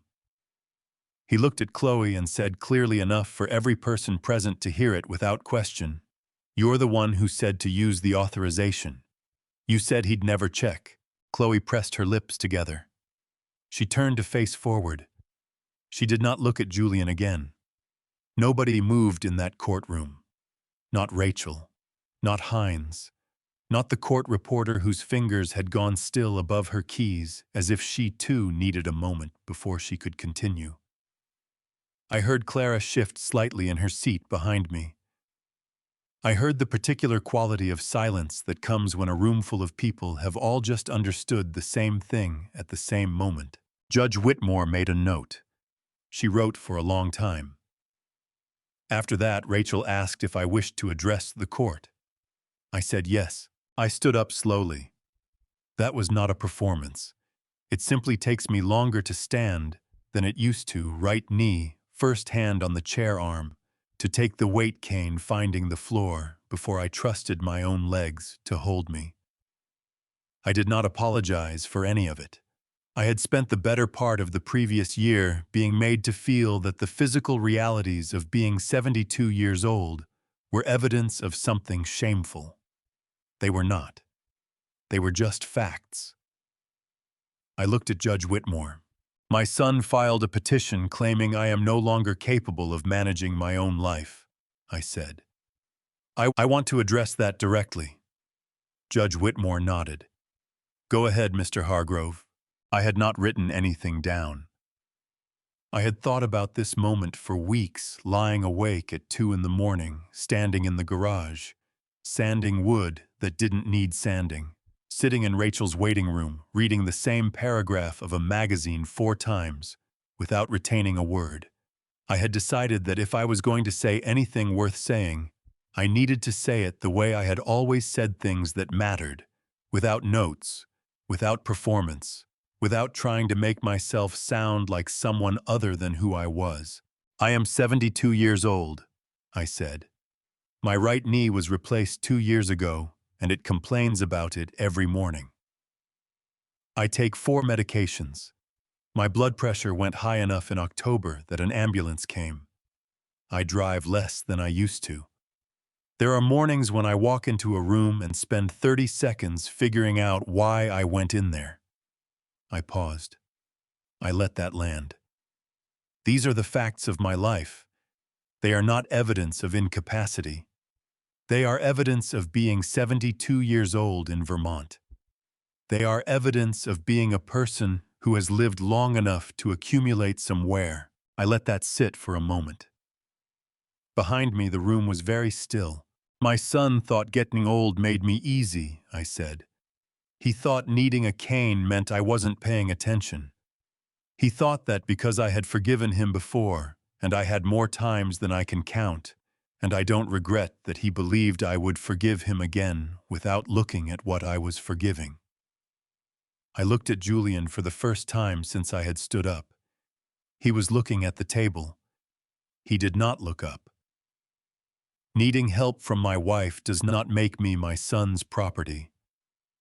Forgetting why I walked into a room does not give anyone the right to walk into my bank account. Being old does not make you someone else's to manage. I looked back at Judge Whitmore. I am asking this court to look at the evidence that has been presented today and reach the conclusion that the evidence actually supports. I sat down. Maggie's hand found mine under the table before I had finished settling into the chair, and she gripped it hard enough that I felt every one of her fingers, each one separately pressing against the back of my hand. I did not look at her. I didn't need to. Judge Whitmore reviewed her notes for 2 full minutes. I know because I watched the clock on the wall above the exit. The second hand moved. The room held its breath and held it and held it. Then she looked up. The petition for guardianship is denied, she said. Her voice was entirely even the voice of someone delivering a conclusion they have reached carefully and are stating without drama, because the facts speak loudly enough without it. The court finds no credible evidence that Frank Hargrove lacks the capacity to manage his personal or financial affairs. The court further notes significant concerns regarding the financial documentation presented by the respondent's counsel, including a medical exhibit whose authenticity has been directly contested by the physician whose name appears on it. This matter will be referred to the Windsor County State's Attorney's Office for review. She set her pen down on the folder in front of her. We are adjourned. Julian's chair scraped the floor. Outside in the hallway, Chloe walked past me without looking up. Her heels were sharp on the marble floor, each step precise and fast, and then she pushed through the door at the end of the corridor and was gone. Julian stood at the far end of the hall with his coat in his hands, still not wearing it, still holding it the way he had held it since Chloe had walked out of that courtroom, without a word to him. He was looking at the exit. I stood there for a moment and looked at my son, at his profile, at the way his shoulders had dropped from where they'd been braced all morning, at the particular stillness of a man who has run out of moves and is standing in the place where the last one landed. I thought about the boy who had ridden on my shoulders at the county fair and yelled to see over the crowd. I thought about the man who had written text messages in the dark about timing and authorization, and how his father never checked. I thought about 44 years, and what they contained, and what they were worth. I did not go to him. Rachel touched my arm. Her voice was quiet and steady, the same as it had been every day since we walked into her office. "Frank, let's go." I turned away from my son and went to my wife. Vermont in January smells like wood smoke and cold stone. When I walked out of that courthouse and onto the front steps, I stopped for a moment and just breathed. The air came in sharp and clean and tasted like nothing, which was exactly what I needed after 2 hours of recycled courthouse heat and the smell of other people's anxiety. The town green was in front of me, bare and white, the old elms along the perimeter, standing without their leaves, and the sky above the maples was the particular flat gray that means more snow before nightfall. I stood there and looked at all of it and felt the cold settle into my coat collar and did not move for a long moment. Nobody rushed me. That mattered more than I would have expected. Maggie came through the door behind me and took my arm without saying anything.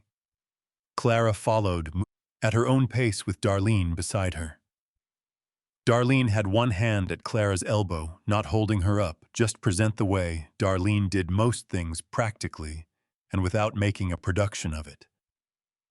Then Rachel came through, and then the quiet sound of the heavy courthouse door closing behind all of us, and for a moment, the five of us just stood there on those steps in the cold January air and let the silence do what silence does when something difficult has finished. Clara looked up at the sky.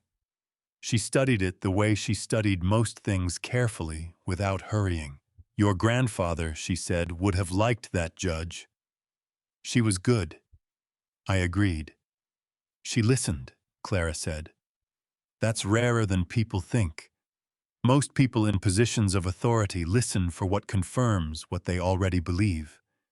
She listened for what was actually there." She paused. "Your grandfather had a word for that. He called it honest ears." I had not heard that phrase in 50 years. I didn't know I still had it in me somewhere until she said it, and I felt it land. Rachel stood beside me on the steps and waited until I was ready, which was another thing I appreciated about her. She did not fill silences because she was uncomfortable with them. When I nodded, she spoke quietly. "The guardianship matter is closed," she said. "What comes next is the financial case, and that moves on a separate track. The state's attorney's office will contact you when they're ready. That process runs on their timeline, not ours. In the meantime, the civil recovery process continues. Derek will keep building the documentation, and Julian will have to respond to it." She paused. "Frank, this was a significant outcome today. The petition failed. Your mother's capacity was affirmed. Your own capacity was affirmed. Don't underestimate what that means." "I won't," I said. She looked at me for a moment, with the direct, appraising look she'd had since the first day we walked into her office. Then she nodded once, shook hands with each of us, Clara first, same as always, and went back inside to gather her files. We were on the bottom step when I heard Julian's voice behind me. "Dad." I turned around. He had come through the courthouse door alone. No Garrett Hines. No coat on, despite the cold. He was still carrying it folded over one arm, the way he'd been holding it since Chloe walked out. He looked smaller than he had inside the courtroom, and I spent a moment trying to understand why, and then I understood. The room had given him a kind of borrowed scale, the architecture, the formal arrangement, the presence of people who were there for him. Out here in the open air, with the town green behind me and the bare trees and the flat gray sky, there was nothing to borrow from. He was just a man standing on courthouse steps in the cold, holding a coat he hadn't thought to put on. His face was drawn and tired, the face of someone who had spent months constructing something complicated, and watched it come apart in a single morning. There were lines around his eyes that I didn't remember being there last year. His hands, as Ed Callahan had observed with his usual economy, had always been too soft for a carpenter's son. They looked soft now, holding the coat. I waited. "I didn't think you'd actually fight back," he said. His voice was flat. Not angry, not defensive, just honest, the way people sometimes get when they've run entirely out of everything else, and there's nothing left but the truth of what they're saying. I looked at my son for a long time. I thought about the boy who used to fall asleep on my shoulder on the drive home from his Little League games, still in his uniform, cleats leaving marks on the seat of my old truck. I thought about the man who had sat in Martin Ellsworth's office 8 months before any of this began and asked careful questions about what happened when aging parents could no longer manage their own affairs. I thought about the text messages, "Don't wait until morning. Use the authorization while it still means something." Both of those people were Julian. I had spent most of the previous year trying to reconcile them, and I had not managed it, and I suspected I was not going to manage it today either. "I know," I said. Julian's jaw tightened briefly and then released. "What happens now?" "Rachel handles the money," I said. "I go home and have lunch." Something moved across his face, not quite an apology, not quite an explanation, the complicated expression of a man standing at the border between those two things and not sure which side he's on. He opened his mouth. I waited to see what would come out. "Julian." I kept my voice even and quiet. "Your grandmother is cold." He closed his mouth. I turned around and went to Clara and offered her my arm, and she took it the way she had been taking my arm since I was 4 years old, and we were crossing streets together in town, her hand light on my forearm, her pace entirely her own. We walked down the last 2 steps onto the sidewalk. I did not look back. I heard Julian standing there behind us, and I did not look back. We stopped at a diner on Route 4 on the way home. Not Bob's, a different place, one we didn't go to regularly, because I wanted something ordinary that wasn't connected to anything. A room full of strangers who had no opinion about guardianship petitions or power of attorney documents, or who was or wasn't capable of managing his own life. A room that just sold coffee and sandwiches and didn't know any of our names. Clara had chicken noodle soup and ate all of it. Maggie had coffee and a grilled cheese sandwich she ate, about half of which was more than I'd seen her eat at a single sitting in weeks. I had a turkey club and ate all of it, which surprised me until I realized I hadn't eaten properly since the previous afternoon. The waitress refilled our coffee without being asked. The booth was warm. The windows were fogged at the edges from the cold outside and the heat inside. Nobody talked much. That was all right. There are meals that don't need conversation to do what they're doing, and this was one of them. What they needed was for us to sit in the same place and be warm and eat something, and let the morning settle into past tense. And that was exactly what we did. When we got home, Darlene made more coffee and Clara went to her chair and picked up her knitting. The half-finished hat was still in the basket, beside the chair, exactly where it had been the night Julian had called to announce her death. She picked up the needles and found her place in the pattern, without looking. The way she always did, her fingers knew where they were without being told, and the familiar clicking started up again, steady and unhurried, and some part of me that had been held very tight since October quietly let go. I stood in the doorway of the living room and watched my 91-year-old mother knit for a moment. She didn't look up. She didn't need to. She knew I was there. That evening, after Darlene had gone home and Clara had gone to bed, I sat with Maggie at the kitchen table. The house was quiet around us in the particular way that houses are quiet when the difficult thing is finally over. Not an empty quiet, but a full one. The quiet of a room that has held a lot and is resting. No court dates on the calendar. No affidavits to review. No spreadsheets waiting on Rachel's conference table. Maggie wrapped both hands around her mug and looked at me across the table. Her face had the look it got when she was done performing okayness and was just being herself. "How do you feel?" she asked. I thought about it honestly, the way she deserved. "Tired," I said, "and hungry, which is strange because I just ate a turkey club." She laughed. Not a polite laugh, a real one, short and genuine, the kind that arrives before you've decided to laugh. It was the first one I'd heard from her in weeks, and it reached all the way up into her eyes and stayed there for a moment. "It's over?" she asked. "The guardianship is over," I said. "The money will take longer. But the part where somebody tried to tell a court I couldn't manage my own life, that part is done. That part is finished." She nodded slowly. Then she reached across the table and put her hand over mine and pressed down gently, and I turned my hand over and held hers. Outside the kitchen window, the snow that had been threatening all day finally started coming down, soft and steady and quiet. The way Vermont snow falls when it means to stay, when it has decided on this and is not going to be talked out of it. I watched it for a while. The yard disappeared slowly under white. The tree line went soft. The deer tracks from the morning filled in and were gone.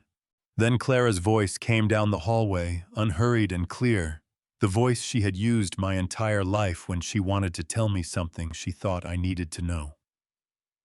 "Frank, come sit with me a minute. I want to show you something." I looked at Maggie. She squeezed my hand once and let go. I pushed back my chair, picked up my cane, and went. That night, Clara showed me the hat. She had it spread across her lap in the lamplight, oatmeal-colored yarn, nearly finished, missing only the last few rows and the bind-off. She had been working on it since before any of this started, through the phone call and the courthouse and the weeks in between, stitching away at it, the same way she had stitched away at everything in her life that was difficult, steadily, without announcing it. "I started it for Julian," she said. I sat down beside her and didn't say anything right away. "I know what he did," she said. "I'm not confused about that. But I started it for him before I knew, and I've decided I'm going to finish it." She held it up to the light and examined a row. "Some things you finish because you started them. That's all." I sat with her for a while. Then I went to bed. The months that followed were quieter than I expected, and harder in ways I hadn't anticipated. Rachel called in late February to tell us that Julian and Chloe had agreed to a civil settlement, $214,000, to be repaid in full. To cover it, they sold their house. They sold both cars and bought one used one. They liquidated what was left of Julian's retirement account. It took 4 months to gather everything, and by the time it was done, there was nothing left of what they had built together except the debt they had used to build it. I did not feel triumphant about any of that. I want to be clear about something, because I think it matters. I did not go after Julian. I did not call his clients or speak badly of him at the hardware store, or do any of the things that would have been satisfying in the short term and hollow afterward. What I did was stop. I stopped rescuing him. I stopped being the floor he fell back on when everything else gave way. I stepped back and let the ordinary consequences of his choices arrive the way they had always been going to arrive the moment someone stopped preventing them. Gravity did the rest. Hargrove Construction, LLC filed for bankruptcy in August. Not because I destroyed it.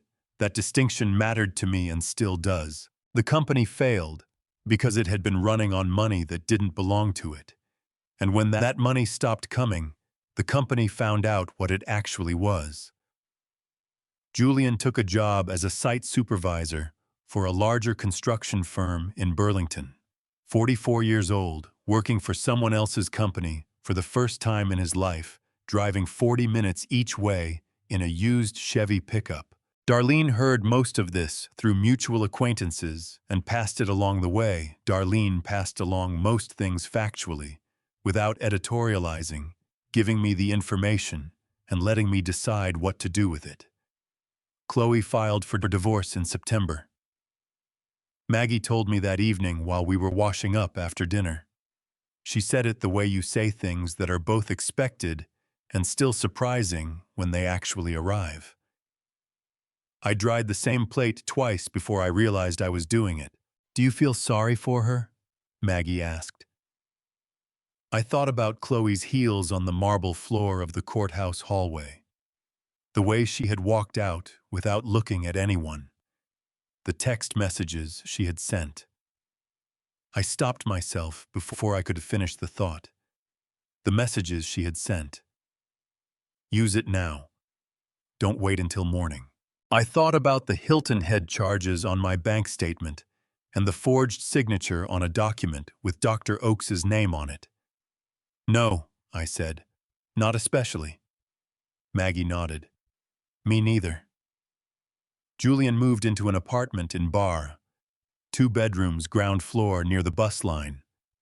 Darlene said it was clean and small, and that was all she knew about it. I didn't ask for more. Some information you take in the amount that's offered and no more. One evening in October, Clara came into the kitchen where I was reading and set an envelope on the table beside my coffee cup. It was sealed and addressed in her handwriting. Careful and upright. The way she had always written. The way she had written every letter of her life. The address on the front was Julian's apartment in Bar. "I wrote him a letter," she said. "I'm going to mail it tomorrow." I looked at the envelope. I did not ask what was in it. Clara had been writing letters her whole life, and they were between her and the people she sent them to, and that had always been the right arrangement. "All right," I said. She picked the envelope back up and held it for a moment. "He needs to know that somebody still—" She stopped, pressed her lips together. "Then he just needs to know." She went back to the living room. I sat with my coffee and looked at the place on the table where the envelope had been. Outside, the October trees were at their peak, the particular violent red and orange of Vermont in autumn that always seemed excessive and always turned out to be exactly right. I watched the color through the window for a while. Then I picked up my book and went back to reading. Julian knocked on a Saturday afternoon in November. Not the sharp, purposeful knock of the man who had stood on this porch 10 months ago with Chloe beside him and a rehearsed speech in his pocket. This was a different knock, 3 times evenly spaced, the knock of someone who wasn't sure they had the right to be there and was doing it anyway. I was in the garage when Maggie came to get me. I had been working on a small cabinet, nothing complicated, just a piece I'd started in September, because I needed something to do with my hands that wasn't thinking. I set down the plane and followed her inside, wiping sawdust off my forearms with a rag. Julian was standing in the front hallway. I was thinner than he had been in January. Not dramatically, not the kind of thin that means something is wrong with his health, but the particular thinness of a man who has been under sustained pressure for a long time and hasn't been eating the way he should. He was wearing a jacket. I didn't recognize a plain, dark thing that looked like it had come from a sale rack, which was a different kind of detail than I would have noticed about him a year ago. His hands were at his sides, and he was looking at me with an expression I had not seen on his face since he was about 9 years old and had broken something valuable and was trying to figure out whether to confess or hope nobody noticed. I had always been terrible at hoping nobody noticed. "Dad," he said. "Julian." I kept my voice even. "Clara's in the kitchen." Something shifted in his face at that relief, and something more complicated underneath it, the way a person looks when they've been bracing for a door that turns out to be unlocked. He went to the kitchen. I followed. Clara was at the table with her afternoon tea and the newspaper. She still read, cover to cover, every day, which she folded in a specific sequence that I had watched her perform since I was a child and never fully understood. When Julian came through the doorway, she looked up, and her face did what it always did when she saw someone she loved who needed something. It went entirely open without armor, the way very old people and very young children look at the world before they learn to protect themselves from it. She stood up. Julian crossed the kitchen in 4 steps and put his arms around her and bent over her small, upright frame and made a sound that I had not heard from him since his mother's funeral 30 years ago, something low and broken that didn't have a name. The sound a person makes when they have been holding something for too long and something finally gives. Clara held him with both arms and said nothing. She just held him. Maggie touched my arm, and we went to the living room and left them to it. After a while, Julian came in and sat in the armchair across from the couch where Maggie and I were sitting. Clara followed with a cup of tea she put in his hands, without asking whether he wanted it. Because that was how Clara handled people. She decided what they needed and provided it, and you were welcome. Julian started talking. He started, I noticed with the easiest parts, first, the debt, the pressure, the fear of losing the company he'd spent 15 years building. He talked about Chloe and the way their marriage had worked, or hadn't worked, the way decisions had been made between them, that he now understood were not the kind of decisions that could be made without consequence. He talked about the phone call the night he had called this house, and said the words he had said, and his voice went flat when he got to that part flat, in the way that means a person is saying something true that they cannot make themselves feel good about. I listened without interrupting. Then he ran out of the easier things and sat for a moment with his tea looking at the floor. When he looked up, his eyes were wet and tired, and something else. Something that looked, if I was reading it right, like the beginning of actual clarity. The kind that arrives after everything else has been stripped away and there's nothing left to hide behind. I started thinking of everything you had as something that was already mine, he said. Before you were even gone. I was counting it. In my head. Like it was already decided. He pressed his lips together. That's not something I have a good excuse for. I've been trying to find one for 10 months, and I can't. The room was quiet for a moment. Outside, a car passed on the road. Somewhere in the house, a floorboard settled. I know, I said. Julian looked at me. I could see it happening, I said. Not the specifics. I didn't know about the money until Rachel found it.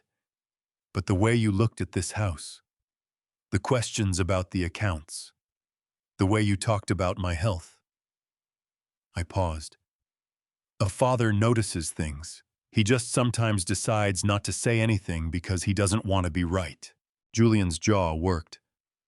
I'm sorry, Dad. His voice broke on the last word, not dramatically, just the small fracture of a man saying something true that costs him something. I know that doesn't, I know there's no...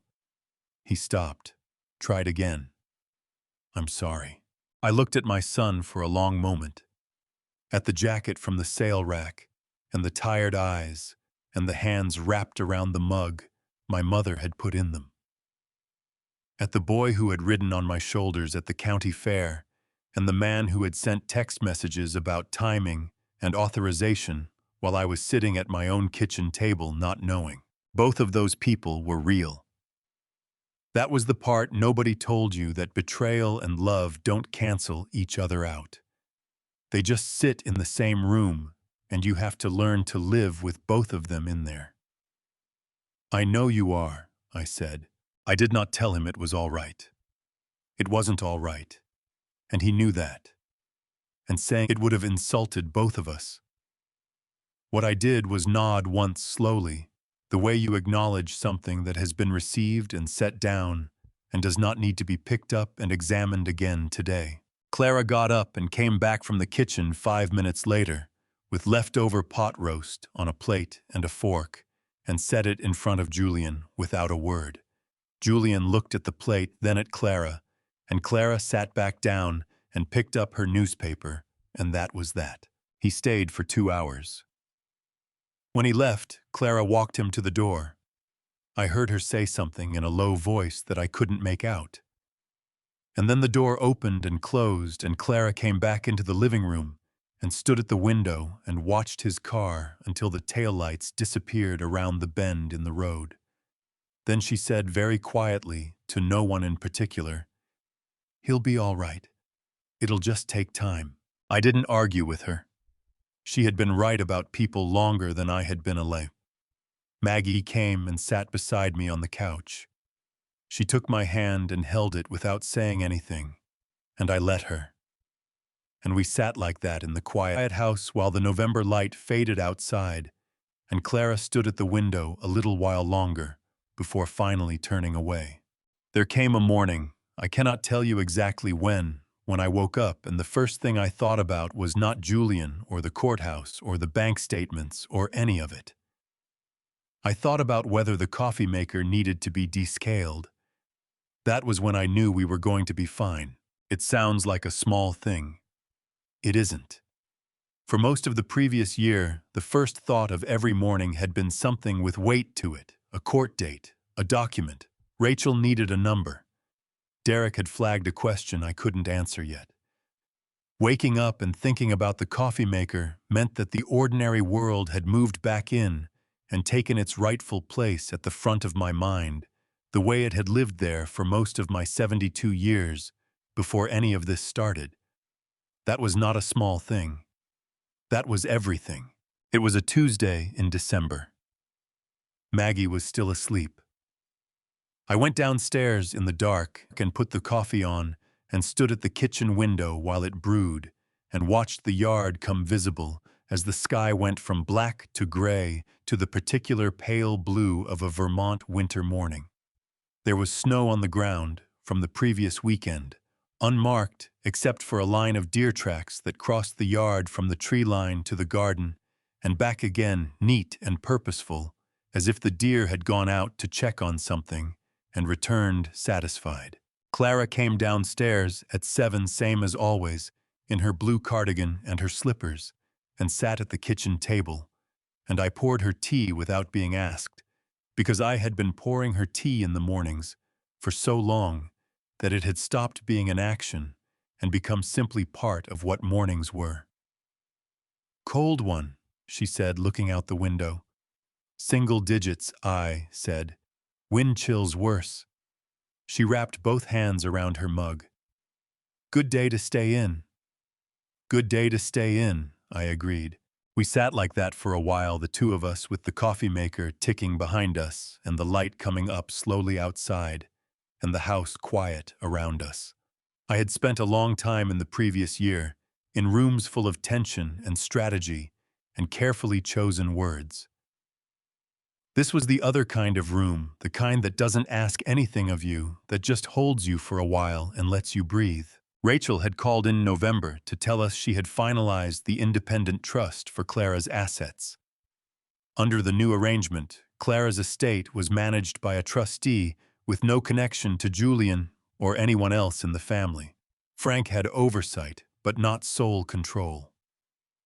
The grandchildren's education accounts. Julian's kids, my grandchildren, who had done nothing wrong and deserved to be remembered that way, were protected and funded exactly as Clara had wanted. Julian had no access, no authority, no pathway in. "It's clean," Rachel had said. "Nobody can touch it." That was the word I needed. Clean. December moved through the way. December always does in Vermont, slowly at first, and then all at once, with the cold settling in for real, and the days going short, and the nights going long, and the particular quality of stillness that comes when the ground is frozen and the world has decided to wait. I went back to the workshop. Not for any project in particular, just to be in there with the smell of sawdust and wood oil, and the familiar weight of tools in my hands. I started a small jewelry box for Maggie. Nothing complicated. Just a piece of cherry wood I'd had drying in the corner for 2 years. The work went slowly, and I didn't mind. Slow was fine. Slow meant I was paying attention. Maggie asked me one evening in early December if I'd heard from Julian. "He called last week," I said. "Short call. He asked how Clara was doing." "What did you tell him?" "That she'd beaten me at cribbage 3 times in a row and was insufferably pleased about it." I paused. He laughed. Maggie considered this. "That's something," she said. "It's something," I agreed. We were not the family we had been. I did not think we would be again, and I had stopped expecting it, which turned out to be a necessary step toward being all right with what we actually were, something smaller and more careful, and in its own way more honest. Julian called occasionally. Short calls, courteous, feeling their way. I answered. That was where we were, and where we were was workable, and workable was enough for now. The hat arrived at Julian's apartment on the 14th of December, according to the tracking number Clara had made me look up for her, because she didn't entirely trust the postal service and wanted confirmation. She had finished it the week before the last few rows, and the bind-off exactly as she had planned, and she had folded it carefully and wrapped it in brown paper and addressed it in her handwriting, and taken it to the post office herself, which involved Darlene driving her, because I had tried to offer and been declined. There was no card inside. Clara said she had already said what she wanted to say in the letter, and the hat was the hat, and those were 2 separate things, and that was enough. I didn't argue with her. I never had much luck arguing with Clara, and at 91 she had long since stopped pretending to entertain arguments she had already decided were wrong. On Christmas morning, my phone rang at 9:15. Maggie and I were at the kitchen table with coffee and the remains of the cinnamon rolls she made every year, the kitchen warm and smelling of butter and sugar. The tree in the living room lit up, and Clara on the couch with a new novel and her reading glasses on the end of her nose. I looked at the screen. Julian. Maggie looked at me. I picked up the phone. "Merry Christmas, Dad." His voice was careful and warm in equal measure, the way voices are when people are trying and meaning it. "Is Grandma there?" "She's right here," I said. "Hold on." I carried the phone to the living room and held it out to Clara. She set her book face down on the cushion beside her and took the phone and put it to her ear. "Julian, honey," she said, in the voice she had used with him his entire life. "Are you eating properly?" I went back to the kitchen. Maggie raised an eyebrow. "He asked about Clara," I said.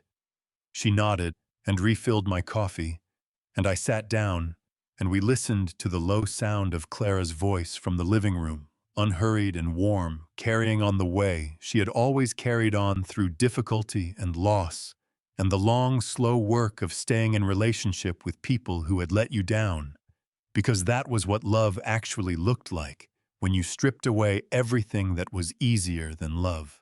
The coffee was hot. The kitchen smelled like cinnamon. Outside snow was falling again, soft and steady the way Vermont snow falls when it has nowhere it needs to be. I wrapped both hands around my mug and sat at my own table in my own house and listened to my mother's voice, and I was grateful. The particular grateful that has no good words for itself, that just sits in your chest like a coal that has been burning a long time and does not need any more fuel to keep going. That was enough. That was more than enough. I've told you this story because I almost didn't fight back. For most of my life, I kept the peace. I absorbed the loss. I told myself that forgiveness meant letting things go without looking at what I was forgiving. This is a grandpa story about what happens when that stops being wisdom and starts being surrender. Here is what I know now. Getting older does not make you someone's property. Needing help with your socks or your medication or the drive to the doctor does not hand anyone the right to reach into your life and take what they want from it. God gave you your dignity. Nobody, not your children, not the courts, not anyone has the authority to take that from you without your consent. If I could say one thing to you, it would be this: don't wait as long as I did. Don't let the love you have for someone become the reason you stop paying attention to what they're doing. This family story cost me $214,000 and a year of my life. It didn't have to. Set the boundary before you need a lawyer to set it for you. These grandpa stories are hard to tell, but I believe they are worth telling because someone watching right now may be sitting in a house where the wrong hands are moving toward the wrong drawer, and they need to know they are allowed to say no. If this family story stayed with you, leave a comment below. Share it with someone who needs to hear it. And if you haven't subscribed yet, please do. There are more stories coming that I believe will matter to you. Thank you for staying with me until the end. And one last thing, some of the stories on this channel contain fictional elements created for educational purposes. If that is not the content you are looking for, please feel free to step away and find something that serves you better. No hard feelings. I'll be here when you're ready.